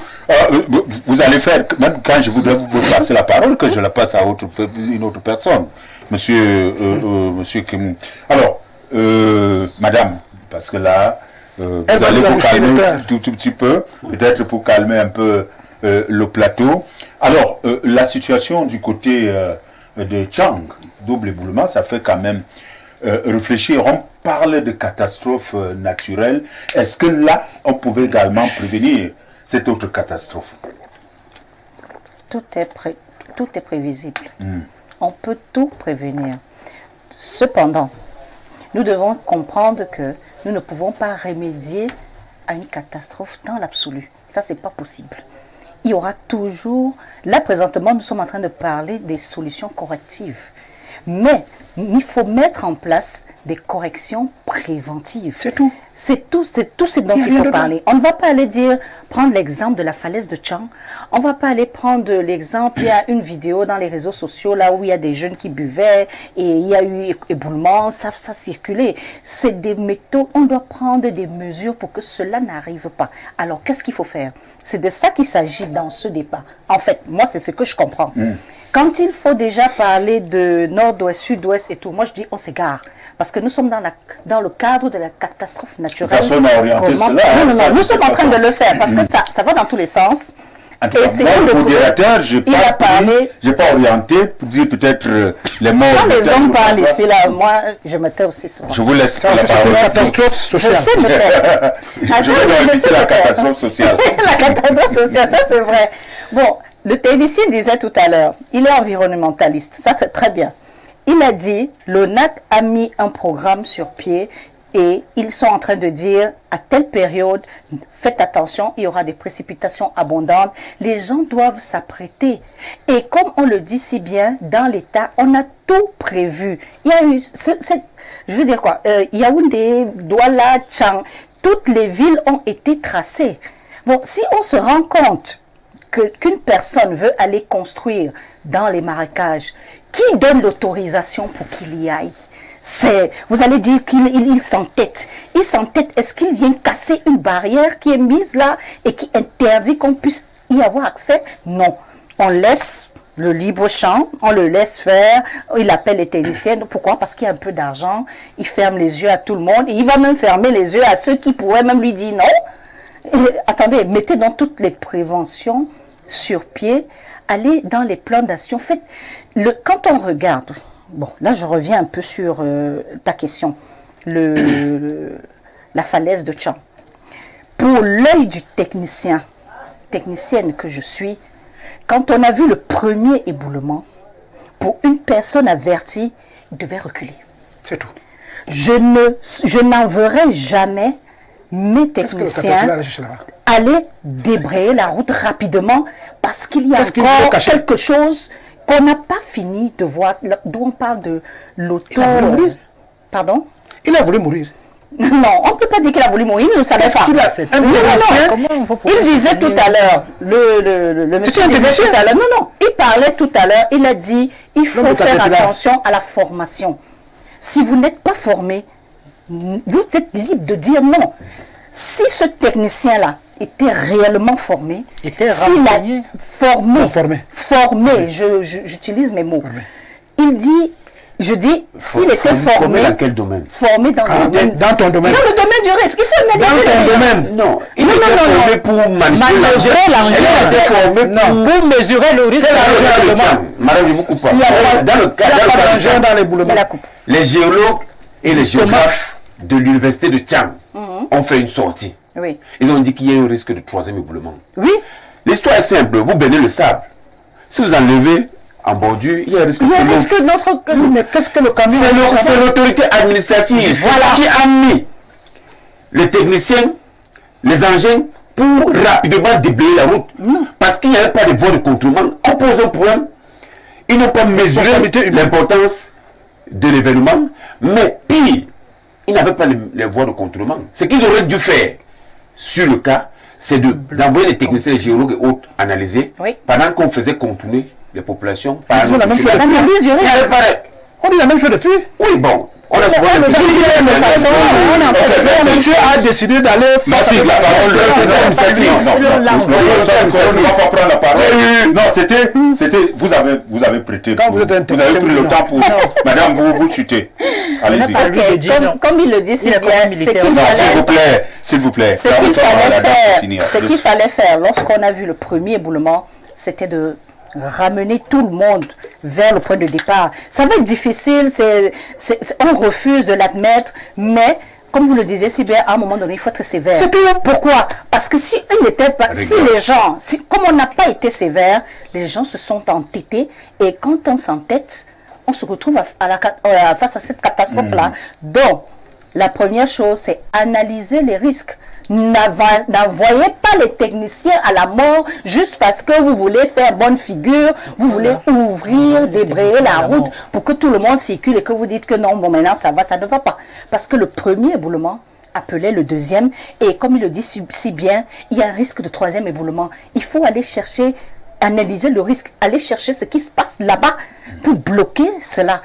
Il y a tout un arsenal qui peut être fait. Je crois qu'il y a une cellule qui est chargée de faire tout cela. Il y a des analystes là dehors. On les appelle. Vous avez chuté, madame? Oui, c'est bon. Parce qu'il ne fallait pas que je vous retire la parole et demander encore et dire que vous êtes muselé parce que vous êtes autour entouré des hommes. Alors, Joël, ici, on dit on pouvait prévenir quand même cette catastrophe-là. Il y a eu cet éboulement-là. On a envoyé un engin pour, je ne sais pas quoi faire, ou atténuer la situation, ou alors arranger la situation, mais plutôt l'engin a empiré la situation. Et là, nous ne sommes pas au bout des surprises désagréables de ce côté-là. Qu'est-ce qu'il y a lieu de faire? Attendre la fin des éboulements, ou alors il faut prendre le risque? Vu la situation, actuellement, c'est pas facile de joindre les deux villes. Il faut prendre quel risque? Aller mourir, parce que certainement, si aujourd'hui vous vous y aventurez, il est fort probable que, n'est-ce pas, les vibrations de l'engin, n'est-ce pas, provoquent un autre éboulement pour qu'il se reproduise plus vite. Et justement, M. Bikoro, en disant tout à fait, ce que vous auriez dû, n'est-ce pas, relever, c'est ceci. Oui. Celui qui va sur le terrain, c'est le technicien. Il sait manœuvrer l'engin, il fait ce qu'on lui demande. Justement, celui qui doit mesurer le risque au départ, c'est celui-là qui envoie ses techniciens sur le terrain. Et c'est lui qui est renseigné. C'est le monde à l'envers. Ce n'est pas le monde à l'envers. Le technicien, il va tout simplement, n'est-ce pas, avec l'engin qu'il manœuvre. Ce n'est pas lui. Il y a quelqu'un qui renseigne. Il a parlé tout à l'heure, il a parlé de géologue. Le géologue n'est pas le technicien qui va sur le terrain avec l'engin. Non. Les conseillers techniques. Voilà. Et ce n'est pas eux qui vont sur le terrain. L'éboulement a eu lieu. Les conseillers spéciaux. 5 novembre. C'est le 5 novembre, non? Monsieur Omar, quand vous parlez de prévenir, mais alors, qu'est-ce qu'il y avait va enlever l'éboulement? Vous dites bien technicien? Non, mais on parle de conducteur d'engin. Parce que le mot technicien là fait prête à confusion. C'est un technicien. C'est un conducteur d'engin. C'est un technicien. On lui a donné le marché d'aller déblayer. Il a pas eu de libérer la route. C'est un technicien. C'est un domaine bien précis. Non, vous ne pouvez pas mettre tout dans le technicien. Il n'est pas technicien formé. Technicien de tout. Merci. Vous allez reprendre la parole tout à l'heure. S'il vous plaît, vous allez reprendre la parole tout à l'heure. Nous permettons à Kemou, n'est-ce pas, de développer et de chuter. Allez-y. Justement, quand vous parlez de prévenir, certainement tout le monde sur le plateau a été d'accord qu'il faut prévenir. Mais comment prévenir? J'ai fait à l'entame de mon propos relever 3, n'est-ce pas, phénomènes naturels qui la plupart du temps se reproduisent au Cameroun. J'ai fait allusion aux inondations, j'ai fait allusion à la sécheresse, j'ai fait allusion aux éboulements de terrain, au glissement de terrain. Comment est-ce qu'on prévient? En amont, s'il faut parler des glissements de terrain, il faut éviter que la population, n'est-ce pas, se construise ou mène des activités qui font en sorte qu'ils soient en permanence au niveau des zones à risque. Quand on parle des zones à risque ici, quand on parle de glissement de terrain, il s'agit bien entendu des flancs de collines ou de montagnes, où le sol ici peut à tout moment, n'est-ce pas, céder sous la pression de l'eau par exemple. Au-delà de ce côté de glissement de terrain, quand on parle des inondations, il y a quelques jours, nous avons vécu ce phénomène également dans le nord Cameroun, où les digues ont cédé. Pourquoi est-ce que les digues ont cédé? Parce qu'à ce niveau également, il y a la faute de l'homme. Le gouvernement n'a pas prévenu. Pourquoi? Il avait été demandé de construire ici des digues de façon permanente. Mais ce sont les populations qui se battent à construire les digues, ce qui fait que l'eau, n'est-ce pas, a eu à emporter ces digues. Et c'est également, c'est une autre responsabilité qui revient au gouvernement. Okay. On a parlé ici des milliards qu'il fallait. On a des milliards qu'il faut détourner, mais on n'a pas des milliards à investir pour protéger la population. Cependant, on parle également de la sécheresse. Comment est-ce qu'on prévient la sécheresse? Ici, on dira que là également, sur le long terme, qu'est-ce qu'on peut faire pour aider les agriculteurs? Il y a ce qu'on appelle souvent l'irrigation. En construisant les barrages qui feraient en sorte que les barrages d'irrigation, qui feraient en sorte qu'on stocke l'eau et au moment où on en a besoin, n'est-ce pas, on met l'eau à disposition des populations. Ça, une fois de plus, c'est la responsabilité des administratifs, c'est la responsabilité du gouvernement. Et ça, n'est-ce pas, est faisable si on a la volonté politique qui va avec. Ok. Alors, vous voulez vraiment réagir avant Charles Koum? Alors, le spécialiste. Charles Koum, il n'est pas spécialiste de la société civile. Il donne son point de vue. À arriver à ce stade de la situation, qu'est-ce qu'il y a lieu de faire? Monsieur Koum, nous sommes dans la falaise de Tchang. Oui, moi je crois que ce qu'il y a lieu de faire, s'il faut rentrer dans les... Vous voulez qu'on donne des solutions spécifiques à la falaise de Tchang ou alors des solutions sur le plan global? Je vous ai posé la question, nous sommes à la falaise de Tchang et nous reviendrons peut-être sur le thème en général, catastrophe naturelle. Qu'est-ce qu'il y a lieu de faire pour peut-être atténuer la situation? Et la grande question, comment y remédier? Oui, moi j'ai soit un problème avec des solutions spécifiques à un problème bien précis, alors que le problème il est beaucoup plus global. D'une manière générale. Il est beaucoup plus global. C'est un problème de mal-gouvernance, c'est un problème de mauvaise gouvernance, c'est un problème Donc s'il faut trouver des solutions, la première solution c'est déjà, de mon point de vue, c'est de passer à une gouvernance beaucoup plus rigoureuse, comme l'a dit François Bikoro tout à l'heure. Il faut véritablement mettre en œuvre le slogan RDPciste, rigueur et moralisation, l'implémenter dans les conditions réelles. Parce que jusqu'ici, ça a été un slogan creux qui a été véhiculé et qui de temps en temps était brandi comme une sorte d'épouvantail pour essayer de faire peur aux gens et essayer de les amener à travailler comme ci, comme ça, mais véritablement sans impact réel sur le développement du Cameroun. Donc c'est un problème beaucoup plus systémique et avec un nouveau système. Moi, je milite beaucoup plus pour un nouveau système, qu'il soit RDPciste ou opposant. Il faut qu'il y ait une nouvelle volonté de réussir, de refaire le Cameroun avec plus de mesures dictatoriales. Parce qu'il faut insister sur ce mot.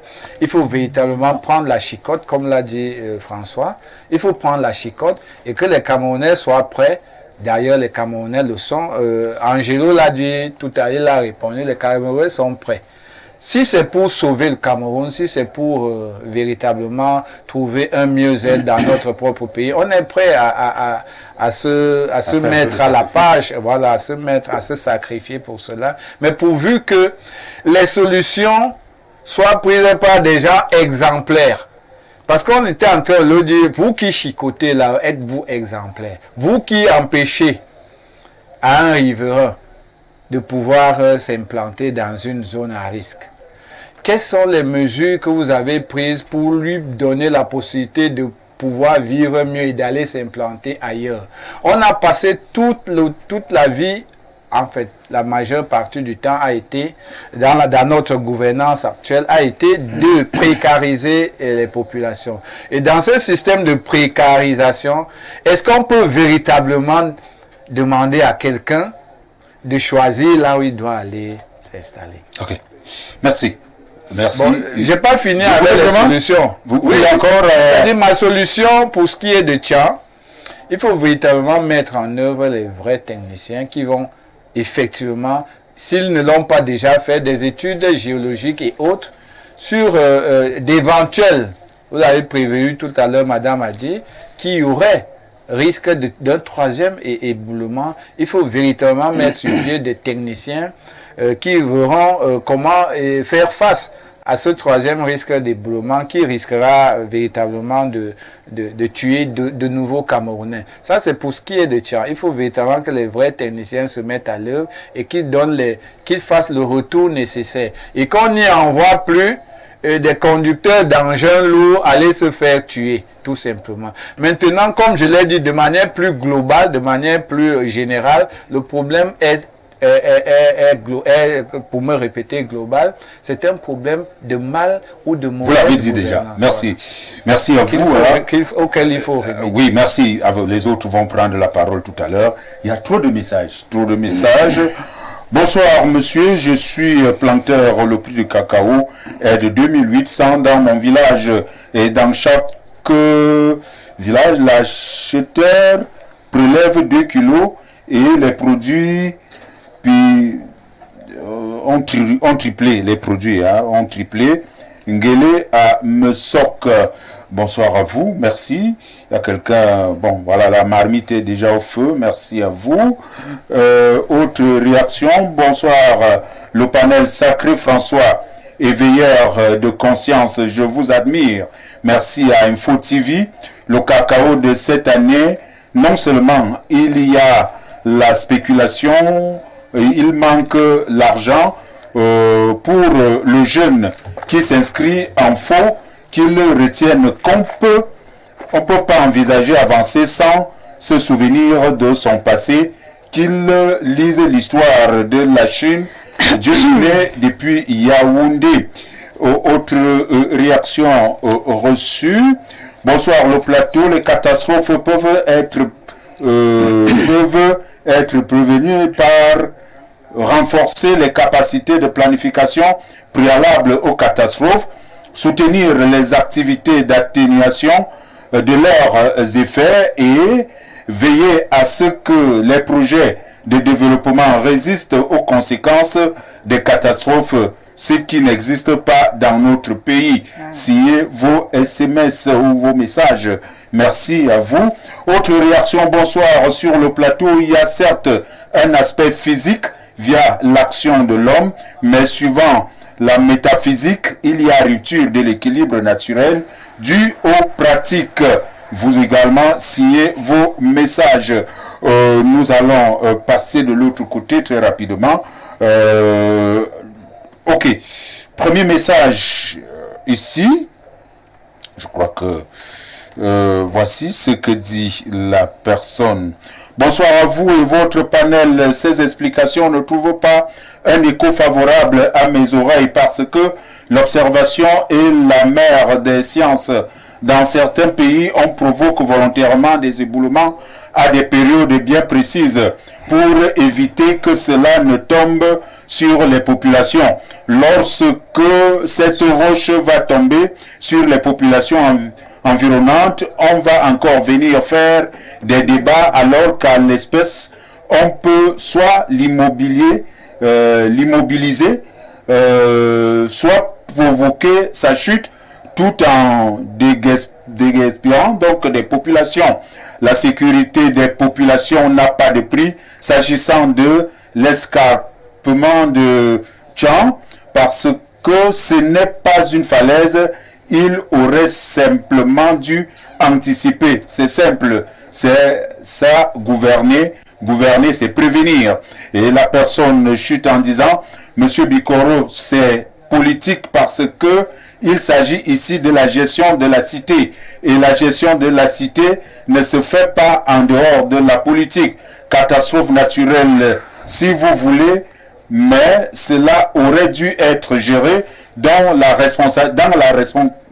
responsabilité des pouvoirs publics et est engagée.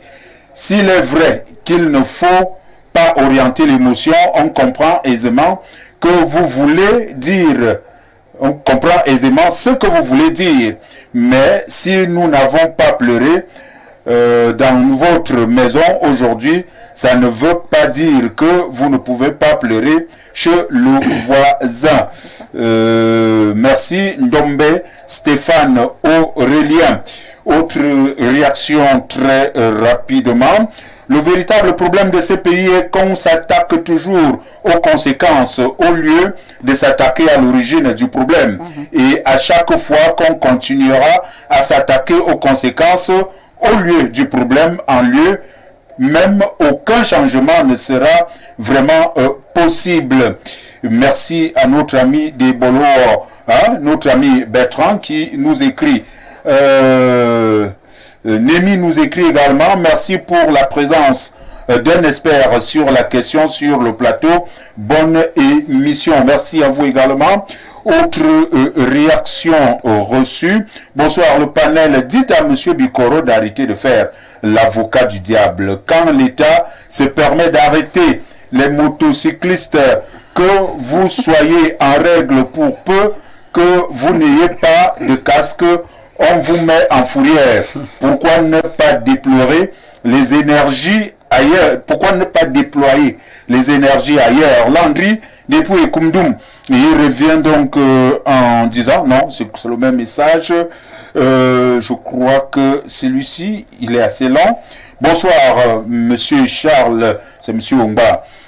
En tant qu'ingénieur en mine et géologie, ayant soutenu ce 4 novembre 2024, moins de 24 heures avant le drame du thème apport de la géologie structurale dans la prédiction des glissements de terrain, cas de l'arrondissement de Fumban, Ouest Cameroun, dont la vidéo sera publiée demain sur ma page Facebook et ma page et tout ce que cela comporte. La personne nous dit un double glissement de terrain majeur a frappé la falaise de Tchan, engendrant des pertes humaines et matérielles considérables. Ces événements soulèvent des questions cruciales sur notre approche de l'aménagement du territoire. C'est tellement long, il faut dire qu'il a eu le thème un peu plus tôt, il a préparé cela, mais malheureusement nous n'avons pas assez de temps pour te lire. Mais c'est très important ce qu'il dit, nous allons exploiter cela d'une autre manière. Autre réaction reçue, bonsoir à vous sur le plateau du Grand Soir. Dis à monsieur Bikoro que technicien n'est pas une spécialité, mais en technique, on trouve toutes les spécialités et en cas de catastrophe, chacun intervient dans son domaine bien précis. Exemple, le maçon est technicien, mais sur le chantier, il est juste un exécutant et en cas de problème, c'est l'ingénieur du marché qui endosse la responsabilité. Merci. Roger Njonan depuis Douala Village. Tradex borne 10. Nous allons donc nous allons sortir. C'est beaucoup. Cela veut dire que vous suivez véritablement l'émission et qu'elle est appréciée. Nous allons prendre quand même l'autre ici.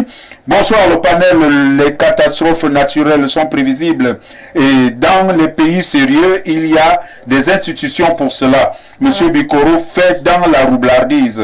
Avant de mettre sur pied un projet, on commence par l'étude de faisabilité. Les techniciens, leur rôle est juste de mettre en œuvre les exigences du bureau d'études. Le régime de Biya, sa force c'est sur les opposants et les Camerounais. Pour arrêter les journalistes opposants et les bastonner. On ne demande pas leur avis. La Gestapo va directement en action, mais pour les catastrophes naturelles, Bikoro nous parle faire un choix. C'est ça les intellectuels. Je veux pas. Bon, c'est votre message médiocre qu'on a en Afrique. Voilà pourquoi ça ne bouge pas, parce que pour le gombo, des gens sont prêts à mentir et nier l'intelligence. C'est la mauvaise gouvernance, la méchanceté et tout ce que cela comporte. C'est trop long. Mon ami Franck, depuis et Mana. Je vais m'arrêter là, vu le temps. Monsieur Biam, depuis Yaoundé, je vous salue. Il dit bonsoir sur le plateau, bonne émission. Monsieur François Bikoro doit arrêter de distraire le peuple. Je ne sais pas ce qu'il a fait, monsieur Bikoro, sur ce plateau. Ah bon, monsieur François, monsieur Bikoro. Oui, je voudrais que l'on soit un peu plus habité par la non-émotivité. Il y a eu des morts et il y en aura encore. Mais ce que je retiens, et je suis très content ce soir, parce que mes principaux contradicteurs politiques ont dit qu'il est temps que lorsque le gouvernement dit aller à gauche, que les gens aillent à gauche. J'espère que ce sera pour tous les secteurs d'activité de notre pays. Et que celui qui dit ça soit lui-même exemplaire. Je peux?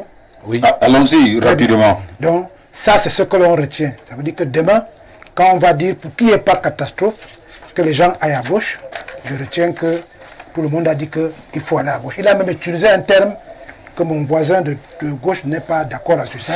Il a dit qu'il faut que ce qu'on reproche à M. Biya, qu'on le fasse, qu'il y ait la dictature dans notre pays. Il y a déjà dictature. Mon cher ami, Il n'y a plus, il y a- je parle de votre voisin de droite. En attendant que vous... le- Non, s'il vous plaît. pas de rigueur, S'il vous plaît. S'il vous plaît. dictature. On parle de Il a parlé de dictature et ça me gêne que le technicien rentre dans le débat politique. Parce qu'on vous avait applaudi tout à l'heure. Lui, il a parlé de dictature, vous ne pouvez pas le lui enlever et il assume. Moi, Je dis c'est une bonne chose. Un pays ne se développe pas lorsque les gens ne dictature, c'est comme si respectent c'était pas pas le cas. un certain nombre de prescriptions. Ok.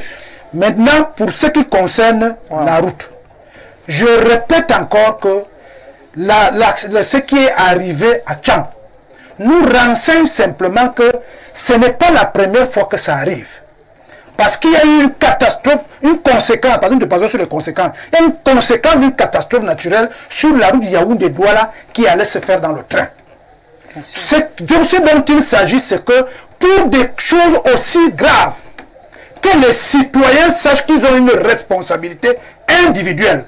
Moi, je refuse que on ne dise pas aux citoyens que pour ça, même si le gouvernement ne l'a pas fait, vous-même individuellement, quand vous voyez le flanc de colline de Bankolo, les gens me parlent de misère. Pour envoyer le ciment, là où j'ai vu le gratte-ciel en Bankolo, ce n'est pas la question de misère. Il faut arrêter de mentir aux Camerounais. Deuxième chose, oui, je suis d'accord avec vous, on nous a envoyé à l'école pour apprendre à lier le bois au bois. Quand vous avez une mauvaise instruction, souvenez-vous que vous allez apprendre à lier le bois au bois. Quelqu'un vous demande de lier le bois au fer, vous connaissez la conséquence. Sachez dire non. C'est ça la volonté du peuple. Vous ne pouvez pas dire à quelqu'un qu'allez mourir et vous dites... Il y a besoin qu'on va refaire le débat là. Non, on ne refait pas le débat, il est en train de chuter. C'est la chute en fait. Il se répète. Non, il est en train de chuter. Alors, comment y remédier en 10 secondes? Simplement en respectant les prescriptions. Vous avez dit Agence nationale de quoi? Mais qui va les respecter? Non, répétez-moi ce que vous avez dit. Agence nationale, l'ONAC, l'organisation qui demande ce qui va se faire. Il faut que cette organisation ait les moyens de renseigner l'ensemble des populations, pas seulement le gouvernement, puisque vous venez de dire que le gouvernement ne fait pas son travail, mais moi, si cette organisation me dit que là où ça se trouve, là, ce n'est pas bon. Deuxième chose, il y a eu un débat... Vous avez 10 secondes. Il y a eu un débat ici sur les conduites de nuit. J'ai vu les acteurs politiques dire qu'il ne faut pas arrêter les conduites de nuit. Les conduites de nuit créent un trafic hors norme qui peut avoir une responsabilité sur les affaissements de goudron que l'on a fait. Je dis qui peut. Qui peut. Parce qu'un goudron qu'on a créé en 1900, vous riez peut-être c'est bon. Un goudron qu'on a conçu il y a cela 50 ans, et que les gens ne respectent pas les pésages. Donc quand on roule la nuit, ça pèse plus. Non, s'il vous plaît. Merci. François Micro, nous allons parler de... Non, janvier, je termine. Là, je chute à me dernier sujet là. Je chute à me fracassant, je suis gêné. Parce que j'ai deux techniciens sur le plateau, je dis la société civile et mon petit frère. Est-ce que vous avez imaginé un seul instant que, quelles que soient les prévisions que vous allez mettre ici, que ce qui est arrivé au nord peut avoir une conséquence de ceux qui ne respectent pas ces prévisions chez eux, parce que mon petit frère croit que je parlais des Blancs. Non, l'atmosphère est unique, elle est pour tout le monde. Si vous ne respectez pas l'atmosphère à Paris, ça aura une influence au Cameroun, que vous le vouliez ou pas. Merci. Et j'ai dit qu'il y a une responsabilité à l'intérieur du Cameroun. Pourquoi on me fait un faux débat? Merci à vous. Très rapidement, Charles Koum, en 10 secondes. Peut-on remédier à la situation de catastrophe naturelle? Bien entendu, si on est la cause d'une catastrophe, on peut effectivement l'éviter. Tout à fait. En essayant de mettre sur pied des mesures préventives, comme l'ont dit les autres. Mais le problème chez nous, c'est que on fait dans l'à peu près, on fait dans des mesurettes. On ne prend pas des mesures réelles, mais on prend des mesurettes. On vous apporte vous apporte des petites solutions, des solutions à la petite curée. Et vous voyez que tout ce qui est déployé parfois est détourné par des mains malveillantes. Et nous n'allons pas refaire ce débat-là. C'est ça. Nous n'allons pas refaire ce débat-là. Joël, certains estiment qu'on peut remédier à la situation. Il va de soi qu'on peut remédier à la situation. Il faudrait tout simplement que, n'est-ce pas, il y ait une volonté politique qui va avec, ce qui n'est pas encore le cas pour le moment et ce qui ne sera plus le cas pour ces gouvernants actuels. Il faudra passer à autre chose, c'est la seule alternative. Ok. Vous avez déjà donné... Mais vous avez je peux aussi dire une chose. En période de saison de pluie, on sera en octobre, septembre-octobre 2025. Dans le maillot d'Anaï, les mêmes plaines, il y aura toujours inondation. Est-ce que le gouvernement qui a les moyens est en train de construire les digues? Ok, c'est une grande question. Peut-être... il doit construire les digues. C'est une bonne solution. Il y a les préventions. Ils le savent, ils ne savent rien. C'est pas aujourd'hui. Madame, autre chose, en plus de construire les digues au Cameroun? Je ne sais pas s'il y a une cellule de gestion de catastrophes avec des techniciens bien formés. Il y a toute une direction. Il y a toute une Direction au direction. ministère Au Minat. Au Minat. Quel est le problème avec moi? C'est parce Dès que que vous j'ouvre la bouche, tout le monde parle. On ajoute pour que tu sois... Non, c'est bon. Mettez-moi sur la route. Moi, j'insiste sur une chose, la formation. Tout à fait. Parce que là, tout de suite, vous savez que je suis technicienne en génie industriel et maintenance, mais moi, je vais vous étonner. J'ai travaillé en mer. Et quand on travaille en mer, tout de suite, on va te former. On m'a formé dans la gestion des catastrophes. Voilà. Bon, comment, en tant que QHSE, maintenant on vient de mettre ça au Cameroun, c'est un peu partout là. Quand on dit vous êtes QHSE, vous devez analyser les risques.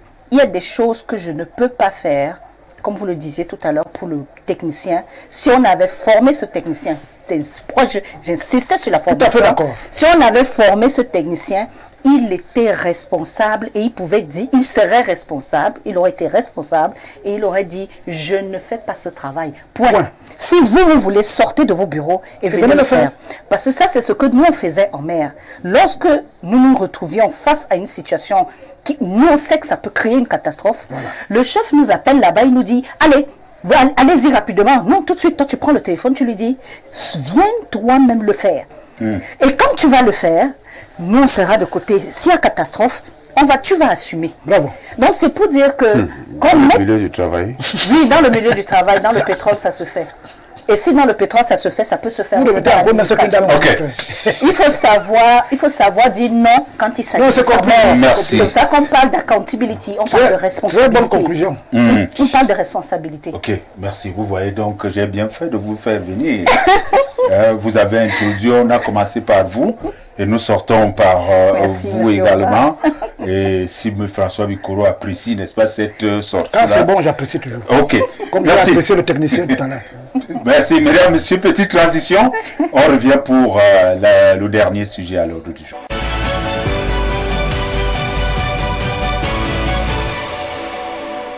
Retour sur ce plateau pour donc prendre le dernier sujet phare à l'ordre du jour. Et nous parlons donc du retour de Trump à la Maison Blanche. Élection de Trump à la présidentielle aux États-Unis. Élection de Trump.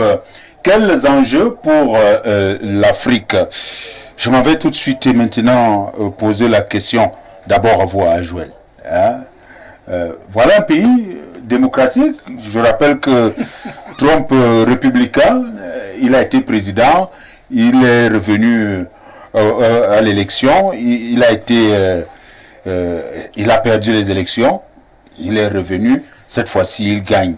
Le bilan de Trump pour la période qu'il a été au pouvoir, les Africains estiment qu'il n'a pas fait grand-chose. Je ne veux pas faire l'analyse à votre niveau. Trump, le retour de Trump, quels enjeux pour l'Afrique? Le retour de Trump, quels enjeux pour l'Afrique? Déjà, il faut présenter la situation ici en amont. Avant que cette élection n'ait lieu, n'est-ce pas, les médias occidentaux avaient présenté Trump comme celui-là qui n'aurait pas pu gagner cette élection. On avait présenté comme celui-là, n'est-ce pas, qui, ayant remis en cause la démocratie, n'était pas, n'est-ce pas, l'homme qu'il fallait pour la grande démocratie américaine. Mais fort curieusement, n'est-ce pas, c'est lui qui a été plébiscité. On a présenté Trump comme un désordonné, un fou, un malade mental. Ça se vit un peu aussi chez nous, hein. C'est-à-dire quand vous avez une façon de présenter, une façon de revendiquer ce que vous êtes de droit, on vous fait passer pour un malade, on fait tout, comme ça a été le cas avec un Trump bashing partout sur les médias français particulièrement. Mais aujourd'hui, on a l'élection de Trump. Qu'est-ce qu'on peut retenir? Déjà, il a démenti tous les pronostics. Aussi, pourquoi est-ce que ça pourrait avoir un impact pour l'Afrique? Pourquoi est-ce qu'il est élu? Qu'est-ce qu'il met sur la table? En tant que républicain, il semble quelqu'un d'un peu trop à droite parce qu'il est déjà sur le plan d'élection, il est contre l'avortement, contre l'homosexualité. Il est pour l'American First, ça voudrait dire qu'il faudrait que les peuples s'autodéterminent. C'est une occasion pour l'Afrique, n'est-ce pas, de se saisir, une occasion dont l'Afrique devait se saisir pour définir quelle est la direction que l'Afrique doit prendre. Je crois que Trump, en redessinant la géopolitique internationale, tend la main à ceux, la plupart du temps, qui se plaignent d'être sur le jeu colonial, de pouvoir trouver une voie qui les représente pour pouvoir, n'est-ce pas, sortir du carcan de la colonisation. Ok. François Bikoro, je vous interdis d'aller au-delà de 1 minute. Non, c'est une façon de vous dire, soyons bref. Alors, Donald Trump de retour à la Maison-Blanche, que peut espérer l'Afrique? Moi, je fais des constats. Je suis panafricaniste. Je constate que l'Amérique dont on nous parle est celle qui a préféré un vieillard, Biden, à un jeune homme, M. Obama. C'est cette Amérique qui a tordu le cou à Lioud, je crois que c'est comme ça, le noir là, et que dont le policier n'est pas allé en prison. Il est allé en prison. C'est celle, après que le monde entier se soit ému, c'est celle où un fils a remplacé un père, un bouche a remplacé un bouche. C'est cette Amérique où, dans la même chambre, on a failli faire en sorte que le mari soit remplacé par son épouse, dans la même chambre. Et je me reverse sur l'Afrique, où on nous a dit qu'une bonne démocratie, c'est celle où un fils ne remplace pas un père. Monsieur Bikoro, arrêtez ça. Allez-y, monsieur Bikoro. Non, s'il vous plaît, on n'a pas assez de temps. Il nous reste 5 minutes. C'est celle où un fils peut remplacer un père. Ici, il paraît que chez nous, ce n'est pas une bonne chose qu'un fils remplace un père. Je leur dis qu'aux États-Unis, c'est arrivé, c'est une grande démocratie. La deuxième chose... S'il vous plaît, monsieur... La deuxième chose, Bikoro sait ce qu'il ils fait. sont près de 400 millions de citoyens américains, mais ils se permettent de répéter un chef d'État 2 fois. Ils se sont permis. Chez nous, on nous dit qu'il faut que chacun passe à la caisse. C'est 2 mandats limités. Mon fils, il n'est pas allé au-delà. Je dis qu'ils sont 400 millions. Ils se sont permis de doubler 2 fois, plus un seul personnage, alors qu'ils sont 400 millions. Chez nous ici, on dit que quand un type a déjà été président, il ne doit plus être président. Que peut espérer l'Afrique? Maintenant, que peut espérer l'Afrique? Je ne savais pas que le blé et le gaz qu'on utilisait au Cameroun venaient d'Ukraine et de Russie. Moi, je ne le savais pas. Je l'ai découvert avec la guerre russo-européenne. Pour ne pas dire la guerre de Russie contre les attentes de l'Afrique. Je suis en train de les attendre. François, j'ai constaté que J'ai constaté que les 4 premières années du magistère de celui qui revient 2 fois sur 400 millions de Camerounais africains nous a un peu épargné de beaucoup de catastrophes humaines qu'on appelle les crises. Je constate qu'il revient quand il y a une autre crise qu'on a voulu rendre mondiale. Et je me dis que les Africains plutôt doivent tirer les leçons de ce retour et savoir que seul le multiculturalisme économique et politique peut sauver l'Afrique, parce que Trump est d'abord le président des Américains avant d'être le président des Africains. Monsieur Koum, je sais que vous allez faire l'économie du temps. Trump de retour, économiquement parlant, est-ce que ça peut évoluer si au niveau de la sécurité, il dit vous-même battez-vous, parce qu'il n'est pas là pour venir éteindre, n'est-ce pas, le feu qui a été allumé par je ne sais qui. Oui, je finis. Je voudrais d'abord essayer de dénoncer l'esbrouf et la manipulation de notre frère, de mon grand frère Bikoro. Parce que Trump ne s'est pas éternisé au pouvoir comme ce que nous vivons au Cameroun. Trump est revenu, il a gagné valablement ses élections. Nous n'avons jamais empêché au Cameroun à quelqu'un d'être président et de s'en aller et revenir plus tard. Personne ne l'a dit. Mais c'était à dessein qu'il le faisait. Nous savons pourquoi il le dit. Pour revenir à ce que vous disiez à votre question, Monsieur Ongba, je dirais simplement que le comeback historique de Donald Trump ne doit pas nous donner des lueurs d'espoir inutiles. Notre développement doit dépendre de nous. C'est comme en 89, lorsque Obama arrivait, on a cru notre frère est venu, alors que Obama a été celui-là qui a déstabilisé la Libye en complicité avec les Français et les Anglais. Donc arrêtons de transférer nos supposés espoirs, nos espoirs abattus sur des Américains ou sur le mandat de Trump. Alors travaillons nous-mêmes pour notre pays. Alors Anastasie, ici il y a la question migratoire qui est au devant de la scène. Malgré cela, cela n'a pas empêché à la communauté noire de voter à 70% pour Trump. Conséquence, les Africains ont voulu voter. Certaines personnes ont juste voulu voter. Parce qu'il ils savent ce qui les attend. Moi, je sais qu'il n'a dit nulle part dans ses discours qu'il avait des priorités pour l'Afrique. Nous savons qu'en 2017, il avait juste lancé le Prosper Africa, où les investisseurs et les commerciaux peuvent échanger avec l'Amérique et c'est tout. Il n'y a rien d'autre. Là, moi, je n'attends rien de nous particulièrement. Vous n'attendez rien? Non. On verra. Alors, Monsieur Tweli, plusieurs présidents africains ont déjà présenté leurs condoléances, enfin pas, félicitations, vous allez voir, les félicitations, n'est-ce pas, diplomatiques des présidents africains. Quelles sont ces félicitations-là? C'est plutôt un geste diplomatique ou alors ça vient, c'est sincère dans leur cœur? Non, c'est des amitiés qui veulent se créer. C'est tout. C'est de la politique, c'est de la diplomatie. Moi, ce que je peux constater de Trump, c'est que c'est un climato-sceptique. C'est quelqu'un qui a décidé que dès qu'il arrive, il commence à forer. Ça va être plus d'émissions, plus de pollution de l'atmosphère. Et malheureusement, l'Afrique subit les conséquences de ce changement climatique qu'il veut amplifier. Peut-être le côté qui est important, il est pour la famille telle que nous la connaissons en Afrique. Le père, la mère et les enfants. C'est une bonne chose. Peut-être pour ça que certains Africains est pour la religion. Contrairement aux démocrates qui sont souvent dans un libertinage qui nous amène dans tout et n'importe quoi. Merci. Merci à vous, Angelo. Merci à vous tous, Monsieur Bikoro et tout ce monde-là. Madame, merci d'avoir accepté notre invitation. Je veux remercier toute l'équipe qui a contribué à la réalisation, n'est-ce pas, de cette émission. Mesdames, Messieurs, ne quittez pas, car dans quelques minutes, vous allez retrouver les informations en langue anglaise.